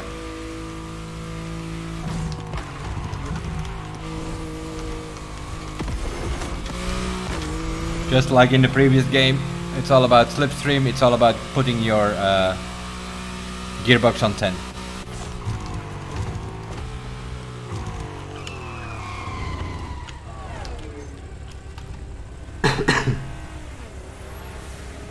We finished second and third a couple of times yesterday, once we were lucky a bit.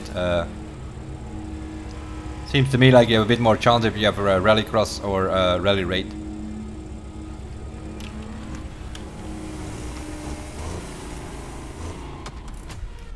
Why do I say that? Because I didn't import my vehicles. I don't have the Ferrari FX6, I don't have the Saleen, I don't have all these racing top speed cars. I'm just driving with whatever the game provides me here, because the loaned vehicles, they show up with. Now this Porsche, if you put the gearbox on 10, you can keep up in street race tier 2, no problem.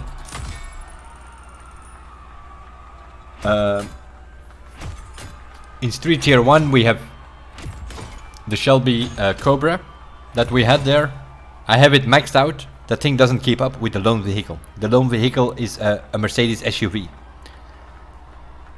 So in street tier 1 I would advise you for this beta, use that Mercedes that they give you. It's a big ass SUV, they can also not ram you out of that track. That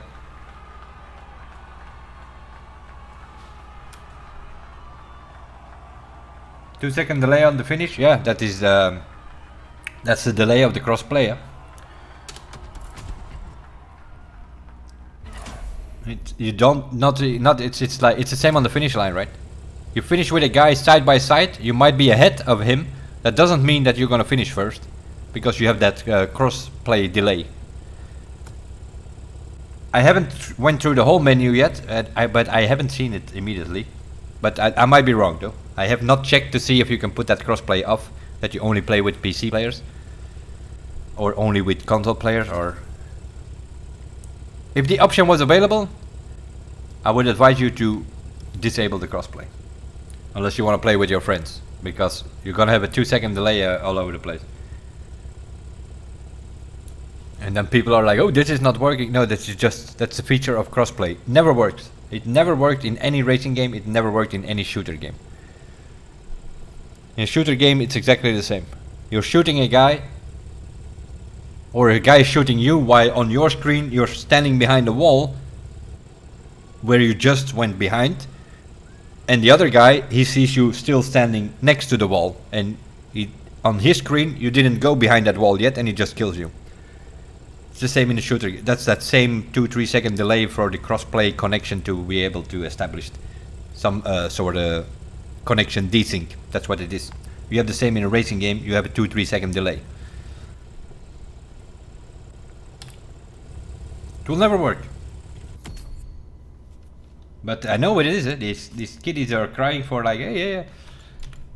They want to play with their friends, and yeah, this is the what you're gonna get.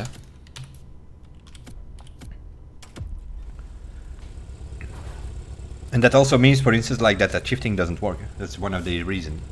I was shifting there, and I was like on the limiter in it, and while I was shifting, but I was just in a corner, so I'm on the throttle, I'm steering, and I also used a bit of nitro, so that's 3 buttons, and then I'm shifting. That's 4 buttons at once. That doesn't work. It only does 3. So I should have stayed off the nitro and then shift, and once we are in another gear, then I could nitro. That's the one reason why when I'm on the keyboard I play on automatic. Half the time either the nitro or the shifting doesn't work. So yeah. And that of course then people are macroing, and macro is against the terms of service of the game, by the way. But they have been doing it for 5 years in the crew, because the controller boys don't have enough buttons with their emote panel and all that shift that they need buttons for. So they allowed the macro to double map a button on the controller. So there are two functions on one button. And of course that didn't take long before the racers figured out like, that we can put the clutch and the upshift on one button. And that's what they've been doing for 5 years, and they are 10 seconds faster in a 3-minute race. This game is played with controller, so you can already imagine the macro shifters will be back. I haven't watched any video of them, but I'm assuming they're already doing it. So if you're an automatic, in PvP that usually means that at the start you're gonna have 1.5 to 2 seconds behind, because they shift so quickly, they are skipping gears basically. And you are still trying to figure out what gear, well, the system is trying to figure out what gear you need on your automatic gearbox. On a car like this with 8 gears, good luck. You're probably gonna lose even more. Yeah,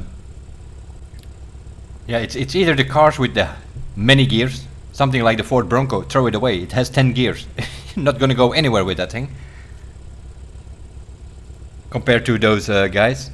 Now, that might be one of those cars where if they drive that thing, they might actually switch to automatic, because that thing has so many gears.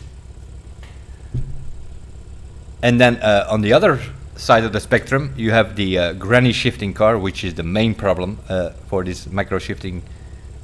Will be way faster with those, because they shift so slow, they have very long gears, and the macro shifter is like ding, ding, ding, they downshift, they don't even have to brake, because the thing only has 3 or 4 gears like the older cars, right? It's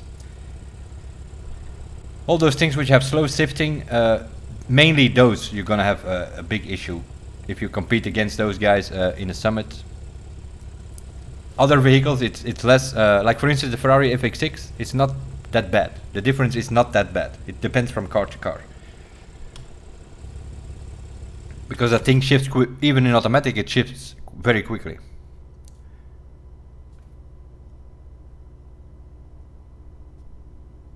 Yeah, they're doing all kind of shit. I'm not gonna bother with it. When the game releases, I'm gonna play the game on wheel. Let that be clear. Then I have manual shifting on the pedals, so it's not as fast as the macro shifters, but at least I have manual gears. I can downshift. I need to drive on the wheel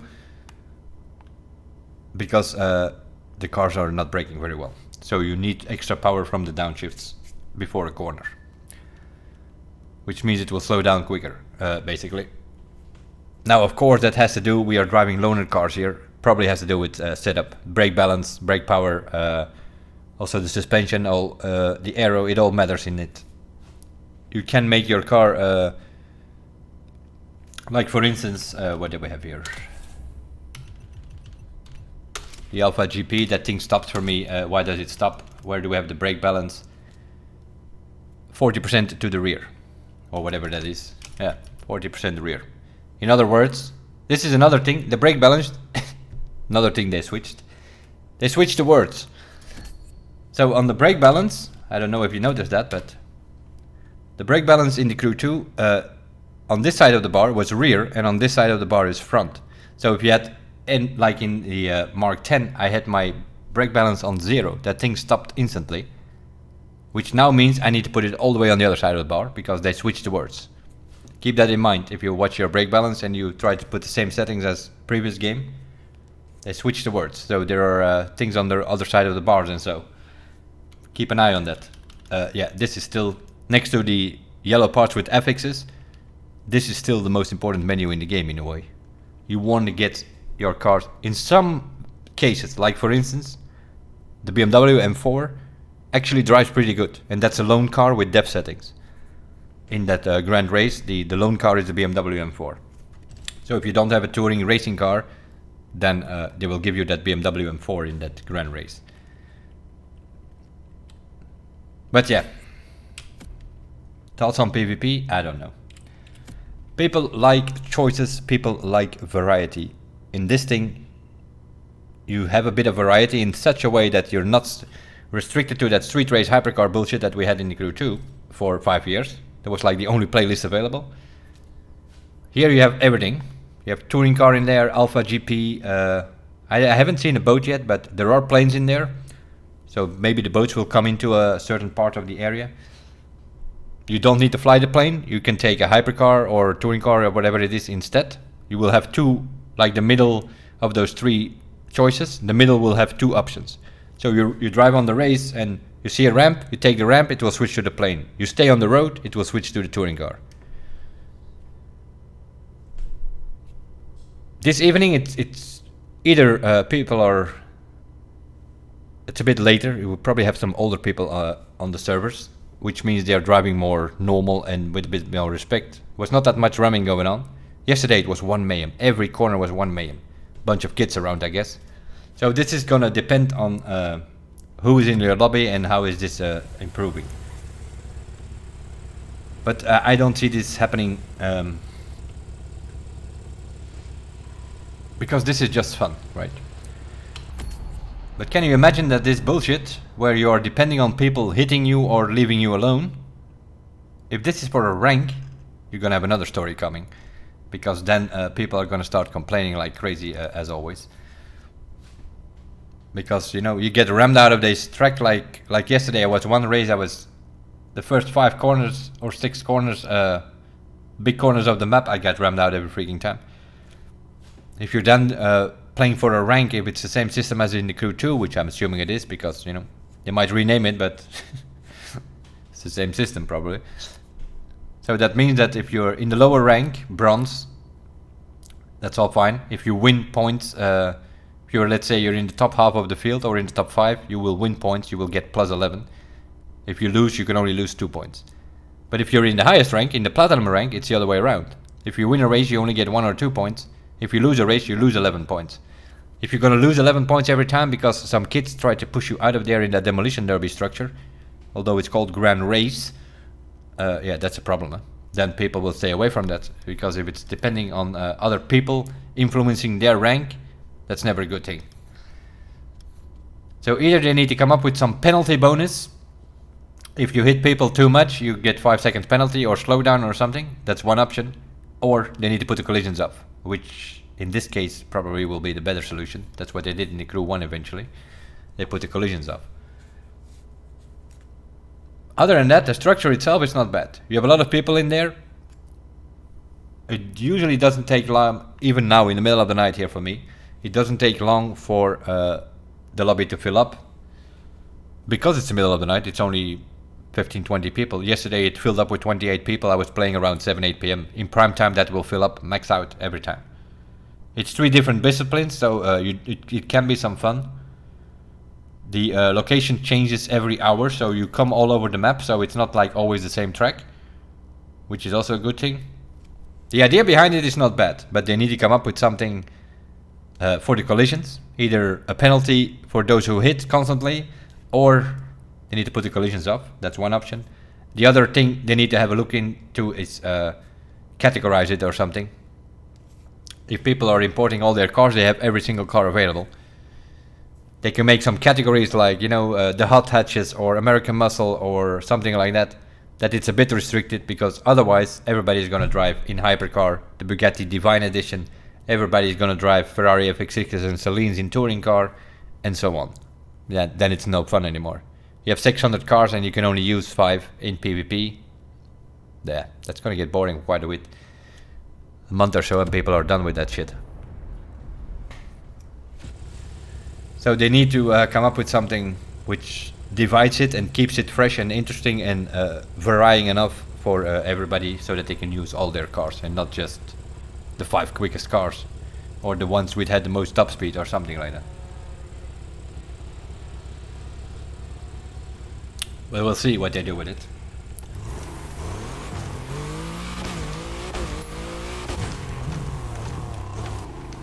But yeah, this one, of course, you need to, every time you go to PvP, you have to do the same bullshit. You have to go into these pro settings. You need to put that final drive on 10 because of the long straight speed, top speed. I was limiting out at 381. You need to put that as high as possible on the gearbox, because otherwise they are doing 400, 420. I don't know what this Carrera can do. It's the thing that we won from one of the playlists, I think. 911 Carrera Timeless Edition. But some of the street race cars can do 430, 440. If you are highway sections and so, that's where people will make the difference and they're gone. So they need to split that up into some sort of thing. We're almost there on this thing, so this was just a gearbox issue. What do I mean by almost there? Yeah, here we have the same problem again. This is why I hate this system as well. We have a 736 here. We do not win a part here. We have a 750. We win a 750. That's all fine, but just give us the parts we need and then come up with the purple and yellow stuff. Yesterday I was winning max out purple part here. I was winning vehicles parts where they were green while I already had blue and purple on them. It's that same trash again from the last game. And this is why you always end up with, like, you know, we can give our opinion, you know, and that's what I'm doing, whether they like it or not. We know already they don't like it. That's why I'm here now playing on my second driver and not on my main driver. Main driver didn't get an invite. Why? Because we're on the blacklist of the PR team or something, who knows. Because we speak our mind and say it like it is. We do that when it's good. We also do that when it's not so good. Which, that last part is something they don't want to hear, of course. But this is something, you know, we've talked about this many times in many feedback groups and whatnot. I don't understand this at all. I do not understand why they come up with this system which was not that great to begin with, which have been complained by many players over the years. They had, in theory, they had 5 years time to come up with some other performance system. But they went for the lazy way here, and they just copied whatever was in the previous game. And the fact that it was not good in the last game also means it's not good in this game. It's the same stuff.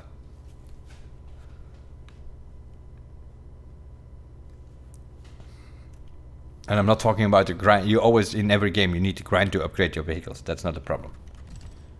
But like this thing, you know, you have a 516 and sometimes you win a lower part. Especially when it comes to later on when you have a max part. This is how I see that. It's like here we have a blue for 88.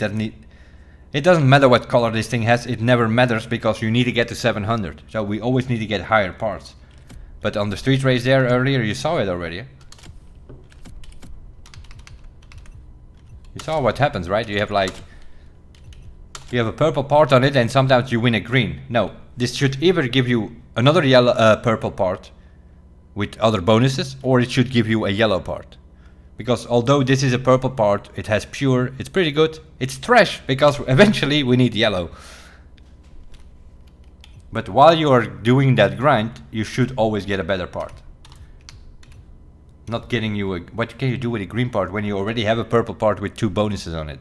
That makes no sense. And that's gonna frustrate some people when they're grinding, right? And if you have like 6 parts on 750... and you win another part, it should give you that last part to 750. The other day, I know how this goes, right? You have, let's say you have 4 parts on 750. You win 4 races, which is completely generated by the randomness of this thing. You might be lucky to get 1 or 2 parts on the 739s, and then the other 2 parts you're gonna get on the 2 750s, where you already have parts. That system should work in that way that it first maxes you out and then give you better stuff, you know. Like these bonuses, you know, here we have a 739 with a bonus. Who cares? We need to go to 750, right? Who cares if there is a bonus or not? They could make a simple fix here by just giving us green parts till we are 750 and then start giving us blue, purple and yellows.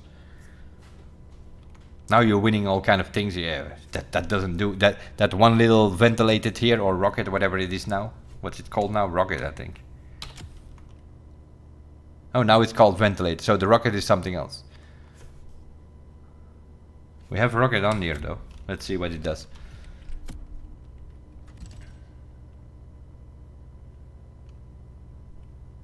What? Oh, it's the first part. Was about to say I don't have any rocket on here. Increases the air nitro power by... Yeah, it's ventilated, right? What's the difference with ventilated? Or is it ventilated the... Okay. Is this a new one? That's even worse then. Nitro refills by during the jump. Oh yeah, it's a new one. The rocket is a new one. It's even worse.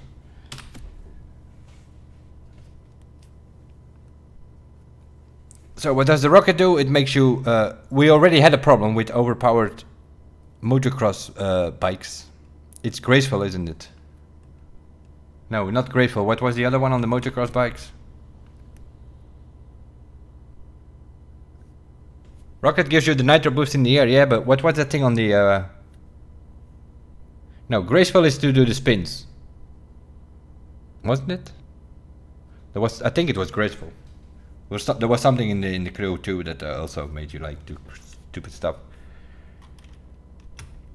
Like you put it on the motocross bikes and the monster trucks to make you twist in the air a bit, turn quicker on the air. That was graceful. It's probably still in here. I only have one part which has like some decent bonuses.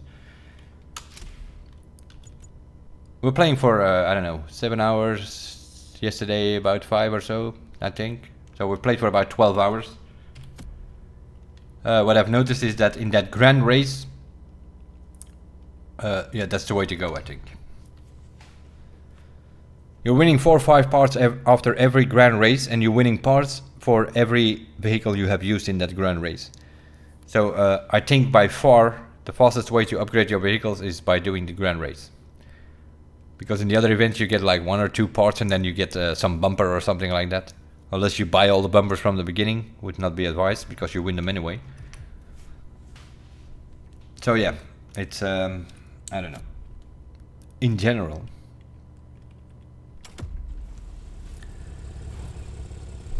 I'm wondering in general how they're gonna keep us busy, to be honest. Because yeah, obviously in this beta we have like, what was it? 5? Yeah, 5, right? 5 playlists. And the release of the game, I think they mentioned it, was it 10 or 15 playlists that will be, or maybe 20 that will be available in the beginning of the game. So you can grind through those playlists. You will win some stuff from those playlists. It will unlock, each playlist will unlock a few more skill tests and photo missions and challenges, which are basically the hobbies from the previous game. You can see it, each playlist has some sort of bar going on it. Like for instance, here in the Electric Odyssey, we have 4 out of 26. So there are 26 things in this playlist, and you can fill up that whole thing, right? If you have level 5 in it, you will get some crew credits. Oh, this is one way of getting crew credits. If you have level 10, you win some glasses, which I'm assuming it's some avatar customization symbol. Level 15 is bugs. Level 20 seems to be yellow thing, maybe a yellow legendary part. So this is sort of some timeline of the playlist, I think. And then yeah, that last one there is a title. That is something you can put in front above your name, which you don't even see, but the people behind you see that when you're in the grand race. So if you finish this, then you're probably the electric noob or something like that. I don't know. And if you complete that whole playlist, then you get some stuff. You can fly through it. Oh, there we go. This one, level 5, is 4,000 crew credits. We have exclusive electric outfit. Here we win 100,000 bucks. That's level 15. This is a combination of vanity by the looks of it. The rare electric tire, an purple part for the engine, and electric smoke. So it's a combination of some vanity and a performance part. And you get the legendary title Lightning Fast. Okay. Let's have a look on this one then. See, we are doing this. This one is 50,000 bucks. Another exclusive Hawaiian outfit. 3,000 crew credits. Here also combination, I guess. Yeah. You get a window tint, some rare tires. So this is probably how they're gonna try to get some people these tins and so from the Crew 2, which are exclusive, maybe. And the Kamaina legendary title. Okay. So we are doing this. Let's have a look on all of them. Made in Japan. We have 50,000 bucks. An outfit made in Japan. 3,000 crew credits. A V6 turbo GDM engine. Some Japanese underglow. And some Japanese smoke or whatever it was. And Bochujuku or whatever that is. I guess that's the Japanese title for being the Drift King or something. We speak a few languages. Japanese is not one of them. 50,000 bucks. The Porsche outfit here. So yeah, the second one, level 10 here, is always some clothing thing. 3,000 crew. 4,000 is the most we saw so far. A flat 6 engine part. And a Porsche fan title at the end. So that is if you complete all these things. So what does that mean? You have to do all the skill tests related to it. You have to take all the pictures.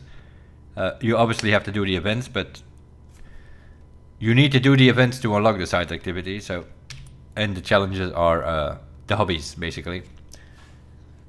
You need to reach 300 kilometers an hour in the Porsche that they gave you, which is not that hard to do. As you can see earlier, the thing did 381. There are some others, but there are some road trips in there though as well. I saw 5 precisions, 5 speed traps. You can do the same speed trap over and over. You need to visit some places, so you actually have to drive there and apply the clean driving modifier in any race event and get a perfect score.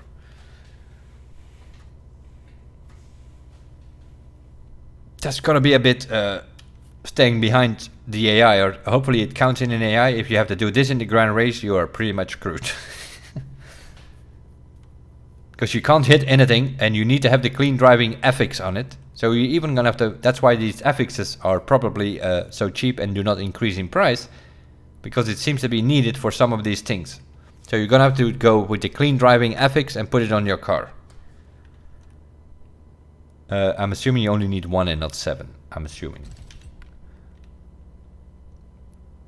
Here you need to drive 9 minutes and 11 seconds above 200. There's a lot of things 9 minutes 11 seconds in this because you're driving a 911. You have to, like this one here, you have to drive from Kaneohe to the Coconut Resort. So it's a bit of an A to B. These are the hobbies. These are the hobbies from the Crew 1, from the Crew 2. It's pretty simple. And the same goes for every of these playlists. And the Vintage Garage. I was just checking all of these. 4,000 crew credits here, so that's 3, 6, 9, and 8, 17,000 crew credits that you can get from these 5 playlists. Some outfits, 100,000 bucks. If this thing is on level 5, you get 100,000 bucks. If it's on level 15, if it's on level 5, you get 50,000 bucks. Some vanity stuff in here. So yeah, you can get all kind of stuff in here. Keep an eye on it. Do not just complete the playlist. That's what I was trying to make my point here. It's not just complete the 5 events in the playlist. No, there's all kind of other rewards and vanities and smokes and colors. If you ever wonder where some people get that, well, probably there. They completed everything. So that's for the completionists in the game, basically.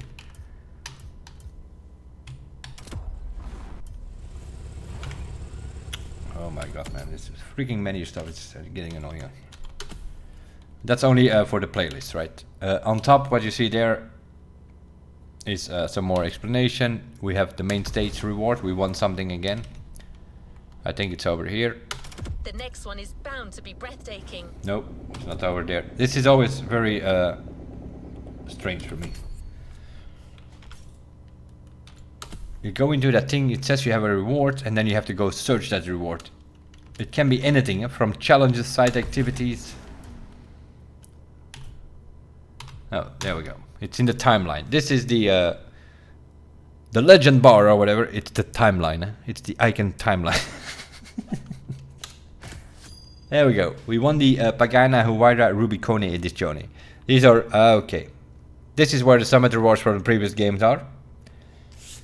they put them in here in this legend timeline. So these were some of the rewards that we could win in the previous game, and you can now win them on the timeline. So this is how new players are gonna get the special editions from the previous game. If you already have this car, you get bucks. Why do I say if you already have this car? Because if you imported your vehicles from the Crew 2, you will get bucks. I saw a Paraglider do this yesterday.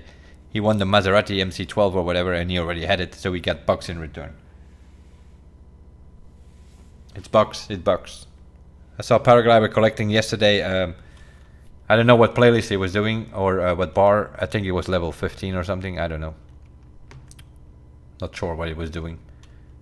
Was it different for him, or was it another bar? I don't know. Because I have the Pagani Huayra Rubicone edition.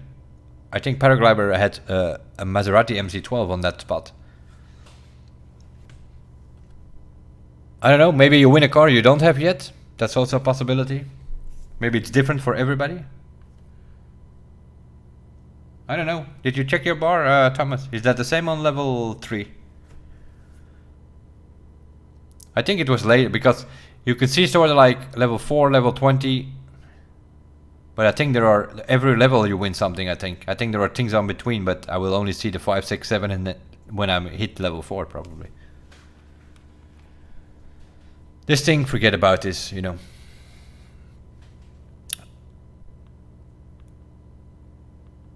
What is happening here are, in my opinion, I might be wrong, but unless they have played 24/7, I don't think you can get 12 million XP that fast. So what is happening here, they don't even have a name. Either these are devs testing something, or it's the cheaters who are testing their cheats. They have 12 million, 9 million, they don't even have a name, but they have 12 million XP already after 2 days of playing. We did all of the playlists, we did all of the races, we did a bunch of grand races. We have 650,000 XP. And we played for 12 hours. These guys have 12 million, almost 13 million XP. Level 125 in the legend bar. Is that possible? I don't know. Maybe if you grind through all of these challenges like an idiot, maybe, I don't know. And the XP will be related on all of these things, I'm assuming. So this feels to me like people playing 24/7 with 3-4 people on an account or something, trying to get to the maximum of this. If you're level 125, here we go.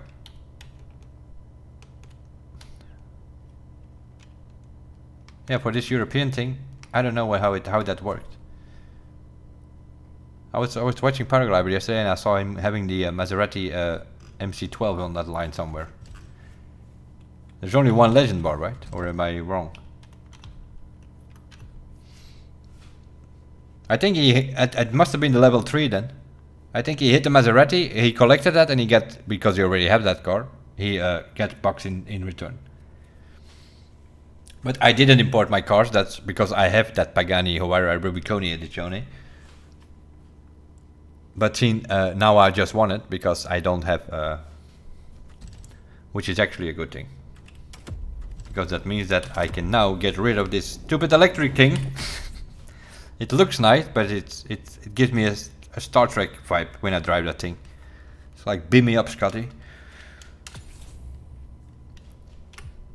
Which means I now have another car.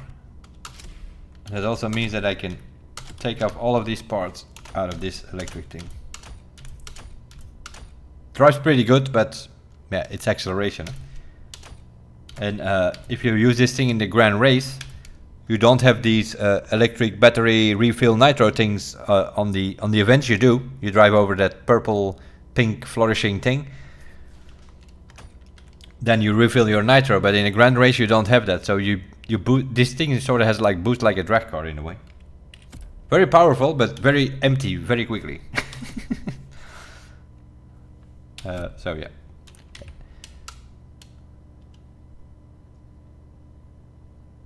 I was about to enter this, but it's locked.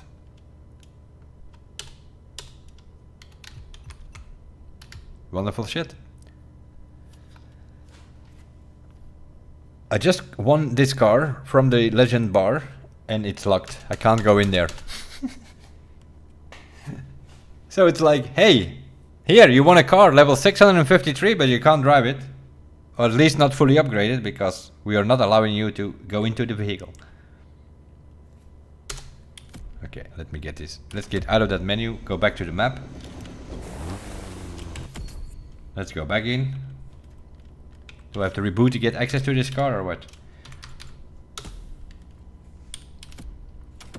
Wrong menu. Oh, you gotta love the menu shit.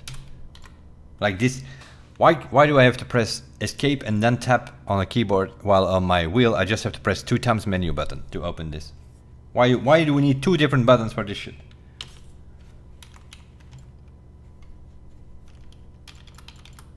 Some of these things. No, and this is the thing, I don't need to be in options. And automatically you press escape to go to the previous menu, and it puts you out of the map. You have to press tab again to go back to the previous menu, I think. Let me see. Yeah, you press tab to open and close this thing the whole time. If you have it like this and you want to go back to the previous, you press escape, then you're back on the map. Stupidity at its best. Now where's our line again? Oh, we have no reward, so I cannot bring up the line anymore or what?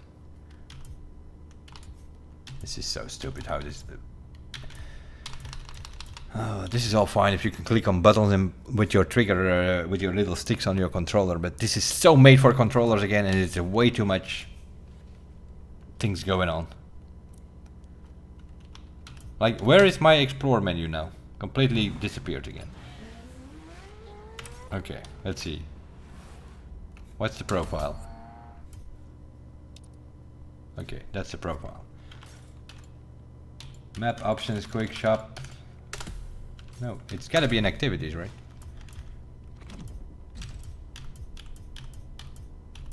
No, now it's gone again. So you have to go all the way to the main stage to get into that menu, I'm assuming. Because we had some rewards to get. Let me click on the Motorfest thing. What's it gonna do now? Okay.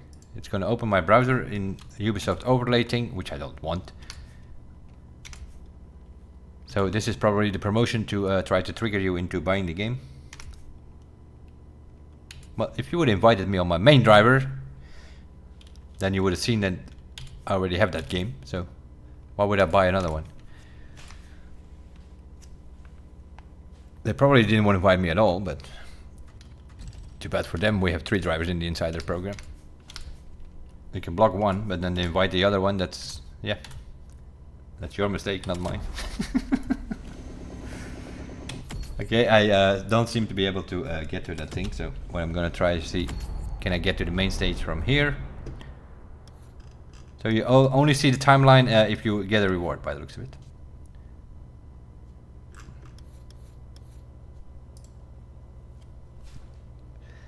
Another thing, right?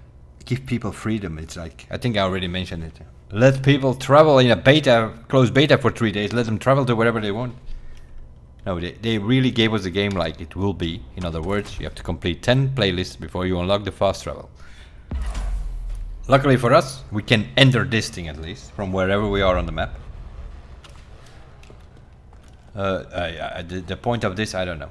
There's a McLaren F1 here, you can buy it. Then there is some custom show here where, I don't know. I have no idea. These are player cars. I have no idea who from, where from. Is that somebody who has the most downloads on the library that is put in here, or it's just random? Who knows? Somebody with the most XP? Who knows? They always have a thing with showcasing the most XP on our leaderboards, which completely means nothing. They're just people with no life that have XP or cheesing the hell out of the game.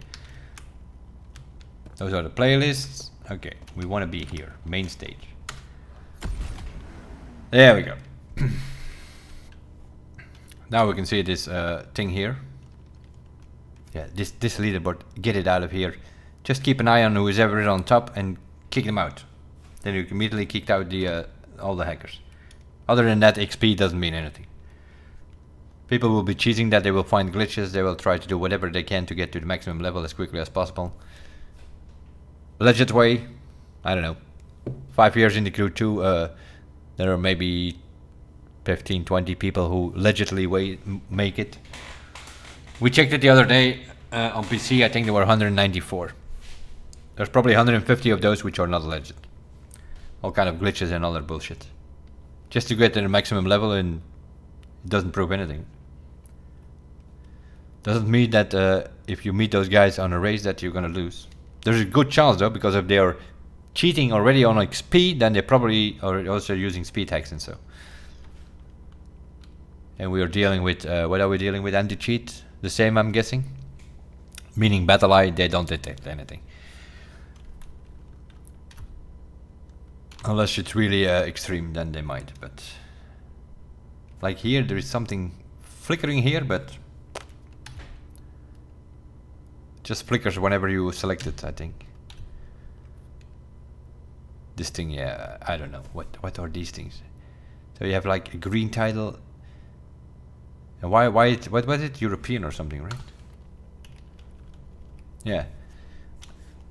So you want to have yellow titles, I guess. This is the European Legend. So if you hit level 100, then you are the European Legend, in my case. I'm assuming if you live in the States, you're the American Legend, I guess. Or is it depending on the team of the week? Because there are also some team of the week. It's a big mess, this menu, I can tell you that. We will figure it out, but some new players is gonna get confused about all this stuff. Everything is explained here and there, but... Like now even me, oh there it is. So you have the Grand Race, which is, yeah, that's the PvP, which is one race with 28 players. It changes every hour, as you can see. Changes in 24 minutes. That will be the location of the playlist itself. Sometimes you can have 3 of the same categories in the 2 races in a row, but then the 3rd race it will be something else. So it switches a bit between disciplines a bit, but it's a small island, right? You're gonna have those same parts of hypercar or touring car or rally raid, those same races. There are not that many dirt roads on the map, so you're gonna have the same routes.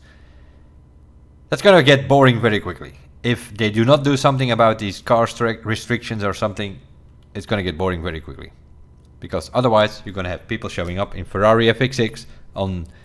If you play that every day for a week, yeah, you know the map by heart, because it's always these same parts of the map that you're doing in always the same car. So that's for the meta boys. You will see the Bugattis and the Ferraris and the Lamborghinis show up there all day long, racing each other. But you have 600 cars in your garage. That's again one of those things where 580 of those you will not be able to use in that, because if you really want to win, that is.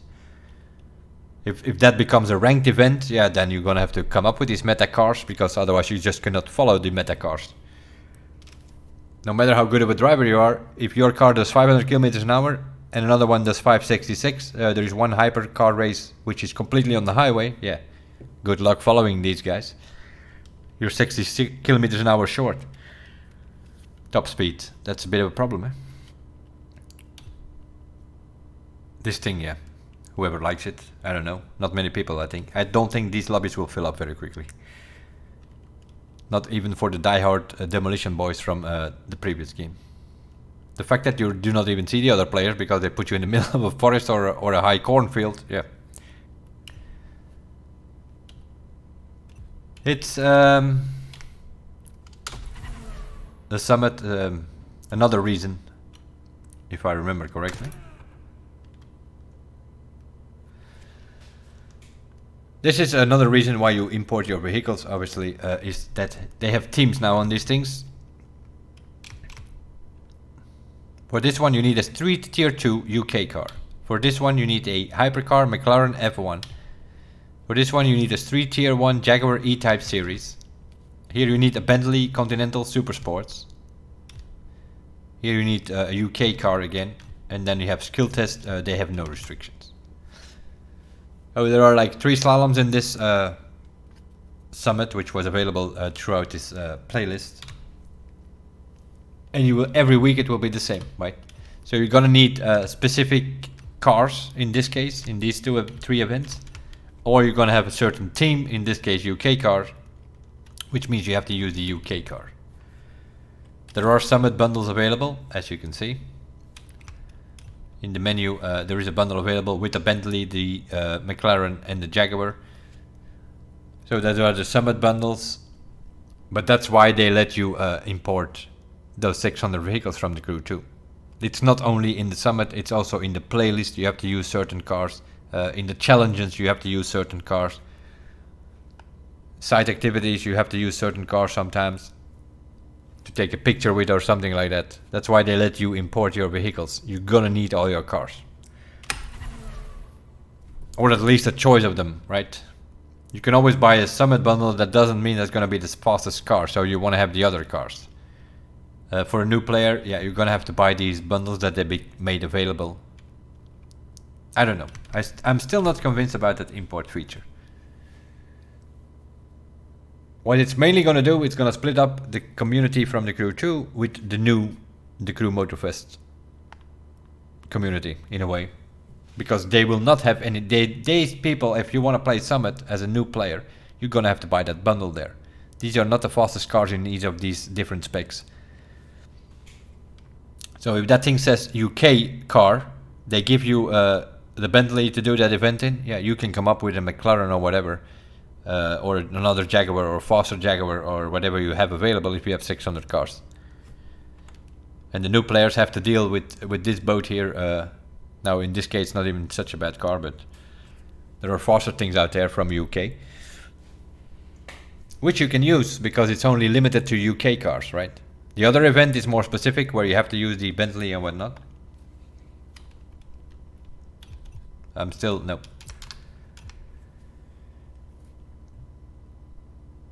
I think the import feature is gonna be the killer of their own game.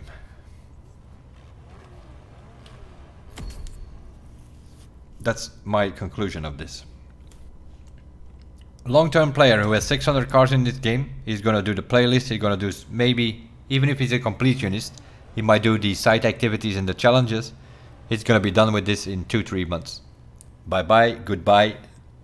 And they switch back to the Crew 2 meanwhile, or they switch to TDU when that releases beginning of next year. They're not gonna stick around here because there is nothing to gain anymore. So it's like, even now I'm like in doubt, like what I'm gonna do with when I start this game. I see there is some playability in here if you have to grind for money and or earn some money. It's not grind, you just earn some money. You can buy vehicles, you can win vehicles, you can all do all kind of stuff. But if you show up here with 600 cars in your garage, there's not much else to do than playing the playlist, and then they will be, if that's the only thing to do, we are streaming 6, 7, 8 hours a day. Yeah, within a week where all these playlists are done. Then we don't need money to buy cars. So then we're gonna have to do the grand race. If you do that for like 2-3 days, you've seen every track 15 times, everybody's using the same cars, gets boring. So that's why I think that import feature is gonna kill their own game. Because after a while, after you can do that and play around with your friends and all that, but after a month or 2, 3, you're bored with the whole thing. If they let you start from fresh, which you can do, then you have to pick up your cars and you can customize them with new vanities and whatnot. Because you import the cars and you import the vanities from the previous game. So all of your customized cars and all that, they are ready from the previous game. You can just take them out, maybe adjust the settings a bit. Set up tuning, that is. Because this is a bit of a different driving physics, but not that much though, if you play around a bit with the settings. So that is my conclusion. It's still the same as it was before we tested the beta and whatnot. What do I mean by that? It's an unreleased DLC which was meant to be at some point or another in the Crew 2. They decided not to bring it. They kept working on it. They now made it into a standalone game. It's still more connected to the USA than they want to provide it with, I think. It's... Let's put it this way, is this gonna work? For sure, for 2-3 months. You can have some fun in it. Would this work better as the Crew 2 DLC? Probably. You can go to the island if you want to. If you're bored with it, you go back to the mainland. You have the whole USA to play around with. Now, you can do the same, but now you're going to have to switch between 2 games. Whenever this releases, it will be hyped, and the Crew 2 might die out a little bit for 2-3 months. And then people are going to go back to that game, play their weekly summits, have some fun there with their friends. Or just cruise around on the 2-hour map, and not on a 15-minute island. It's cool, you know, graphics and so, it's fine. The driving works, even with the wheel, it works pretty good. But that map is just too small. There is never going to be enough content or new things unless they expand this with like 5 new islands. Then we might keep busy. But if they keep it on this island, it's going to get boring very quickly. It's a short-term product. It's Forza Horizon style, Need for Speed style, 2-3 months. The PvP is 1 race with 28 players, although it changes from location on that mini island. It's already in the beta here in these 2-3 days. We played it for a few hours yesterday to test it out. Yeah, more and more you saw Ferrari FX6 shows up whenever it was racing discipline. More and more Bugatti showed up whenever it was hypercar. Everybody driving the same car on the same tracks. People do not play that for more than a week, because they get bored. They have to come up with some restrictions, categorize these things way more, that you can only use hot hatches or something like that. And then the next hour you can only use American muscle car. I don't know. Do something with it, but otherwise that's going to get very boring. And then they can make a rank and whatever. Nobody's going to grind through that whole bronze, gold, silver, platinum thing again using all day long a Ferrari FX6 and a Bugatti. It's not going to happen. People want variety. They want to use their whole garage and not 5 cars, meta cars. And it doesn't matter, and what they also don't need to do is block that thing. Like, hey, you can't use the Bugattis. Yeah, fine. Then they will use the Lamborghinis or the Ferraris, right? Then they will just, the only thing they will do is create a new meta. Just don't. Just split it up into some disciplines or whatever. I don't know. Or make some more grand races available all over the map. One where you can use the hypercars or Ferraris, or let's say the more, tier 3s or whatever, and then one where you can only use tier 2s, and then you create some other variety that way. But if you keep it to that 1 race with 28 players, and then people are going to just use the same cars. Some people like that, doing that 12 hours a day. Other people, majority of people will not do that. If you have 700 cars in a garage, you want to use those and not 5 of them the whole time. So yeah, that is, I don't know. It's a short-term project. That's what I look at it. So am I gonna fun in it? Probably. I will have some fun in it for a couple of months. Timing-wise, by the time I will get bored with it, there's TDU, then we can play that. And that's sort of what a lot of people are gonna do, I think. Sort of switch from one game to another, maybe come back to the Crew 2 from time to time. Because they can put that thing full of new playlists and full of new events, that's all fine, but you're stuck on that 10-15 minute map, which is exactly the same that happens in a Forza Horizon game, and for people like myself, yeah, that's the same. Forza Horizon, I also play 3 months and then I'm done with that. And then it's waiting 2 years till the next title comes out. It's as simple as that. This is in that similar style. They did a good job with some of these things. The performance parts, they definitely did not do a good job, because it's the same crap recalibration system lottery from before. The good thing there is that they at least do not increase the price anymore. It's always the same price, but still, it's still lottery. Some guy is gonna have to press that button 10 times to get the part that he wants. Another guy is gonna have to press it 30 times before he gets what he wants. Stupidity at its best. That whole performance part system. Simple solution. Give us a tuner shop. Let people buy what they want. From sets, from affixes, whatever. Put a price on it, and that's it. Simple and easy. I don't understand that they let you import 600 cars and vanities and whatnot, and then they keep that stupid old performance system which was already not good to begin with in the Crew 2. Then they should also let us import all the parts, you know what I mean. And they don't need to give me the excuse of, yeah, but then you split up the community, you will have some people with legendary parts from day one. I understand that. But you're doing exactly the same now, because you will have people with meta cars and new people will not have meta cars. They will have whatever you offer there in the bundle, which are usually some medium cars for that certain team of that week. So yeah, there's that. To me, it feels like that unreleased DLC. It would have worked better as a DLC on the Crew 2. And seeing it feels like an unreleased DLC, that also means it's not worth $120 for an Ultimate Edition. This thing is maybe worth $30-40 as a DLC, but not 120 as an Ultimate Edition. That's my feeling about it. It doesn't justify the fact that it's a standalone game. There's not enough there. It's especially if they let you import your cars. You only have the playlists. You can do side activities. Those are skill tests. People do them while they're driving on the map. It's another thing. The hobbies, yeah, drive from A to B. You need to look in the menu again to figure out what exactly it is you need to do, because otherwise you might be cruising around on the map. You don't even know that it's out there.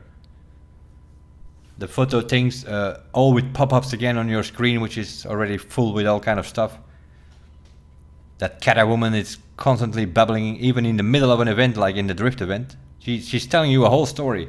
No matter how many times you do that drift event, she's telling you that same bloody old story. So what you're gonna have to do is shut her up. Put her off. You can put her up in the menu somewhere. It's just this is coding stuff, right? It's like, the first time you do that event, let her do her story. The second time you do that event, she's gone, eh? You know? She's just says good luck in the beginning and congratulations at the end or something, and other than that you make her shut up. But no.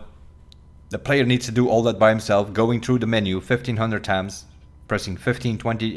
It's way too much menu stuff. The previous game was already not great. This is worse. There's more menu stuff to go through. While people just want to drive and play around on the map, not being in a menu for half the time. I think it's about half the time now. Especially in the beginning, right? Because you win your parts, you need to get to your car. You cannot switch the whole set to another car. No, we need to do one by the looks of it, which is back to the days of this was a beta, of course. It's very possible that button to switch your whole set to another car is available in the beginning. I hope it is. I don't know.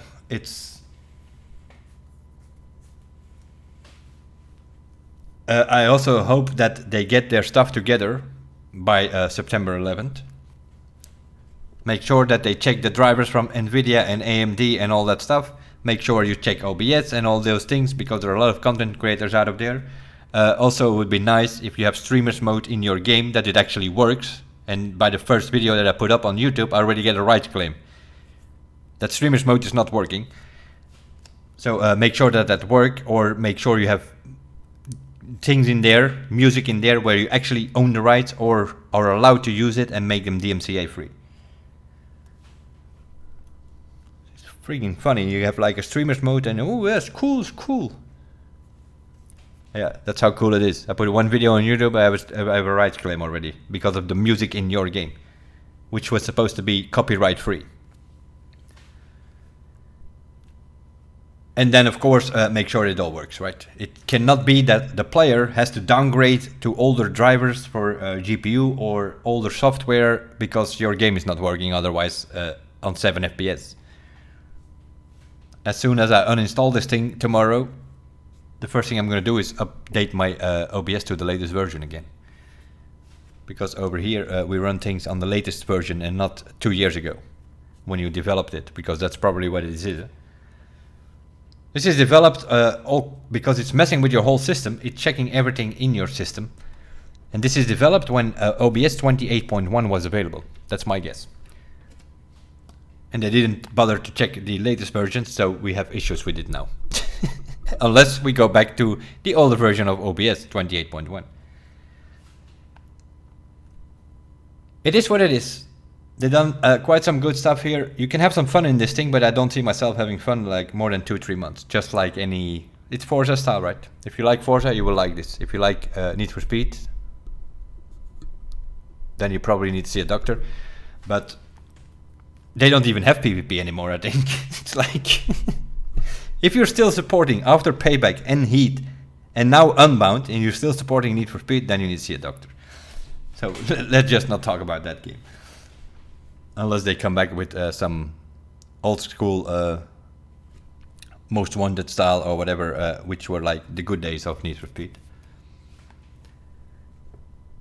If you like Forza, you will like this as well, and some things will be worse, some things will be done better.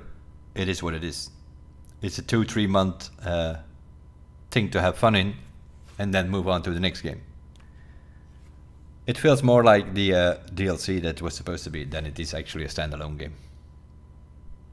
I saw some comments here and there in YouTube already, like people that actually played 4 or 5 hours throughout the weekend, or throughout that day of the weekend, and they were already like, yeah, they already got that feeling like, oh, I've been here, you know, there's like same road, same vibe, same car, same, yeah.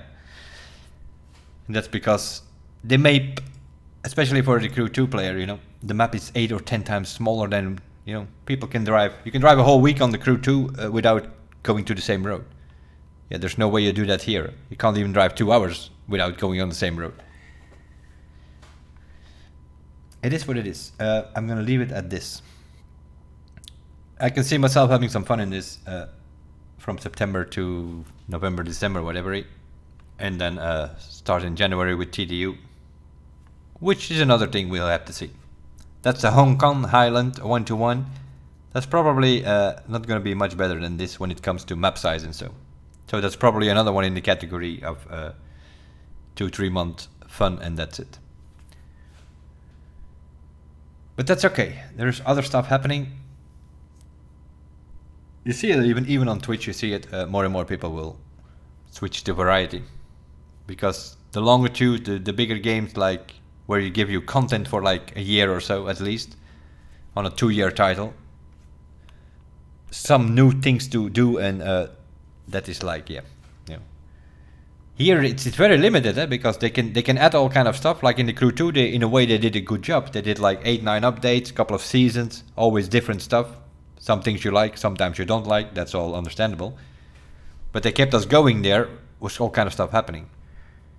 They can do that here as well, but you have the limitation of the map on this game, which is one of the benefits of the Crew 2 and even the Crew 1, was the unlimitation of the map. It was so big, there was always something that you could do, or very limited, this one.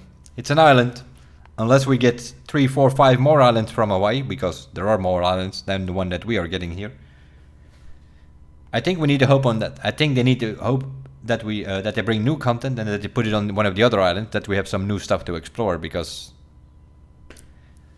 whatever new thing that they can bring, they can prop it all there on this island, but it will be on the same routes and on the same effects, right?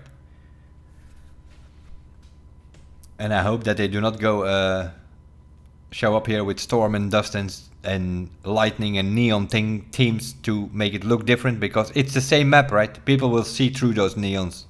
It will only annoy them more than it will actually enjoy it. So it's like, forget about it. Anyway, I'm also going to forget about it. We had a look around it, sort of giving you my opinion about it.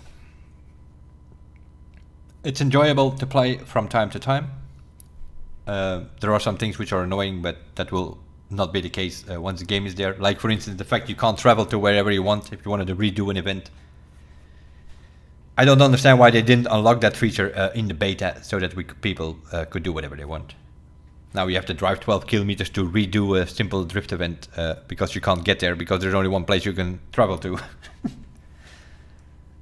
That will not be an issue, of course, when the game releases. If you do 10 playlists, you have the fast travel unlocked. It's like in Forza, yeah. Hit 50 boards and then you unlock fast travel anywhere. Or to an event at least. Probably not anywhere. It will be to the events you have unlocked on the map. we'll leave it at this. I'm gonna have some food, play a bit more. How long do we have? Another 6 hours. We're doing some grand races, and that we'll be doing upstream. Tomorrow, I don't know. Tomorrow we will not be playing the Crew Motorfest because the beta will be over. It's another 6 hours, I think, so we'll see.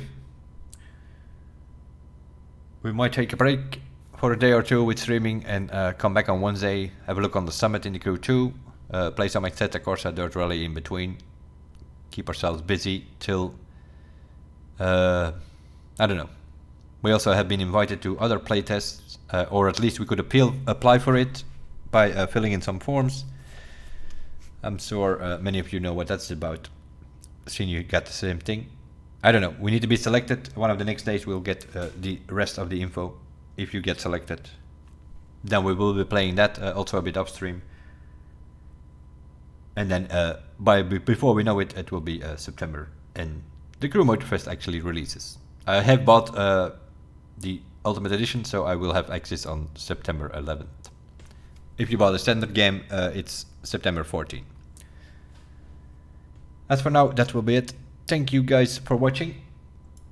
We'll be around somewhere during the week with some of the stuff, the Crew 2 or other games related. We also need to keep an eye on EFT, Escape from Tarkov, that is. There is a wipe happening in August there, so we probably will throw in a bunch of Escape from Tarkov in August. Because a wipe in that game means that everybody goes back to level 1 and we start up. There is a wipe in August and there is one in December. So we have 4 months there to test some things out there. And then we go back to level 1 again. It keeps going in rotation till the game releases at least. So yeah, some the Crew, some Assetto Corsa, some Dirt Rally, some Escape from Tarkov in August for sure. September we're back in the Crew Motorfest. So from September on I'm probably gonna switch up between Escape from Tarkov and the Crew Motorfest. Not so much the Crew 2 anymore. At that time, because we just, you know, somewhere in between we also need to schedule in some sleep. We'll see you guys later this week. Bye for now.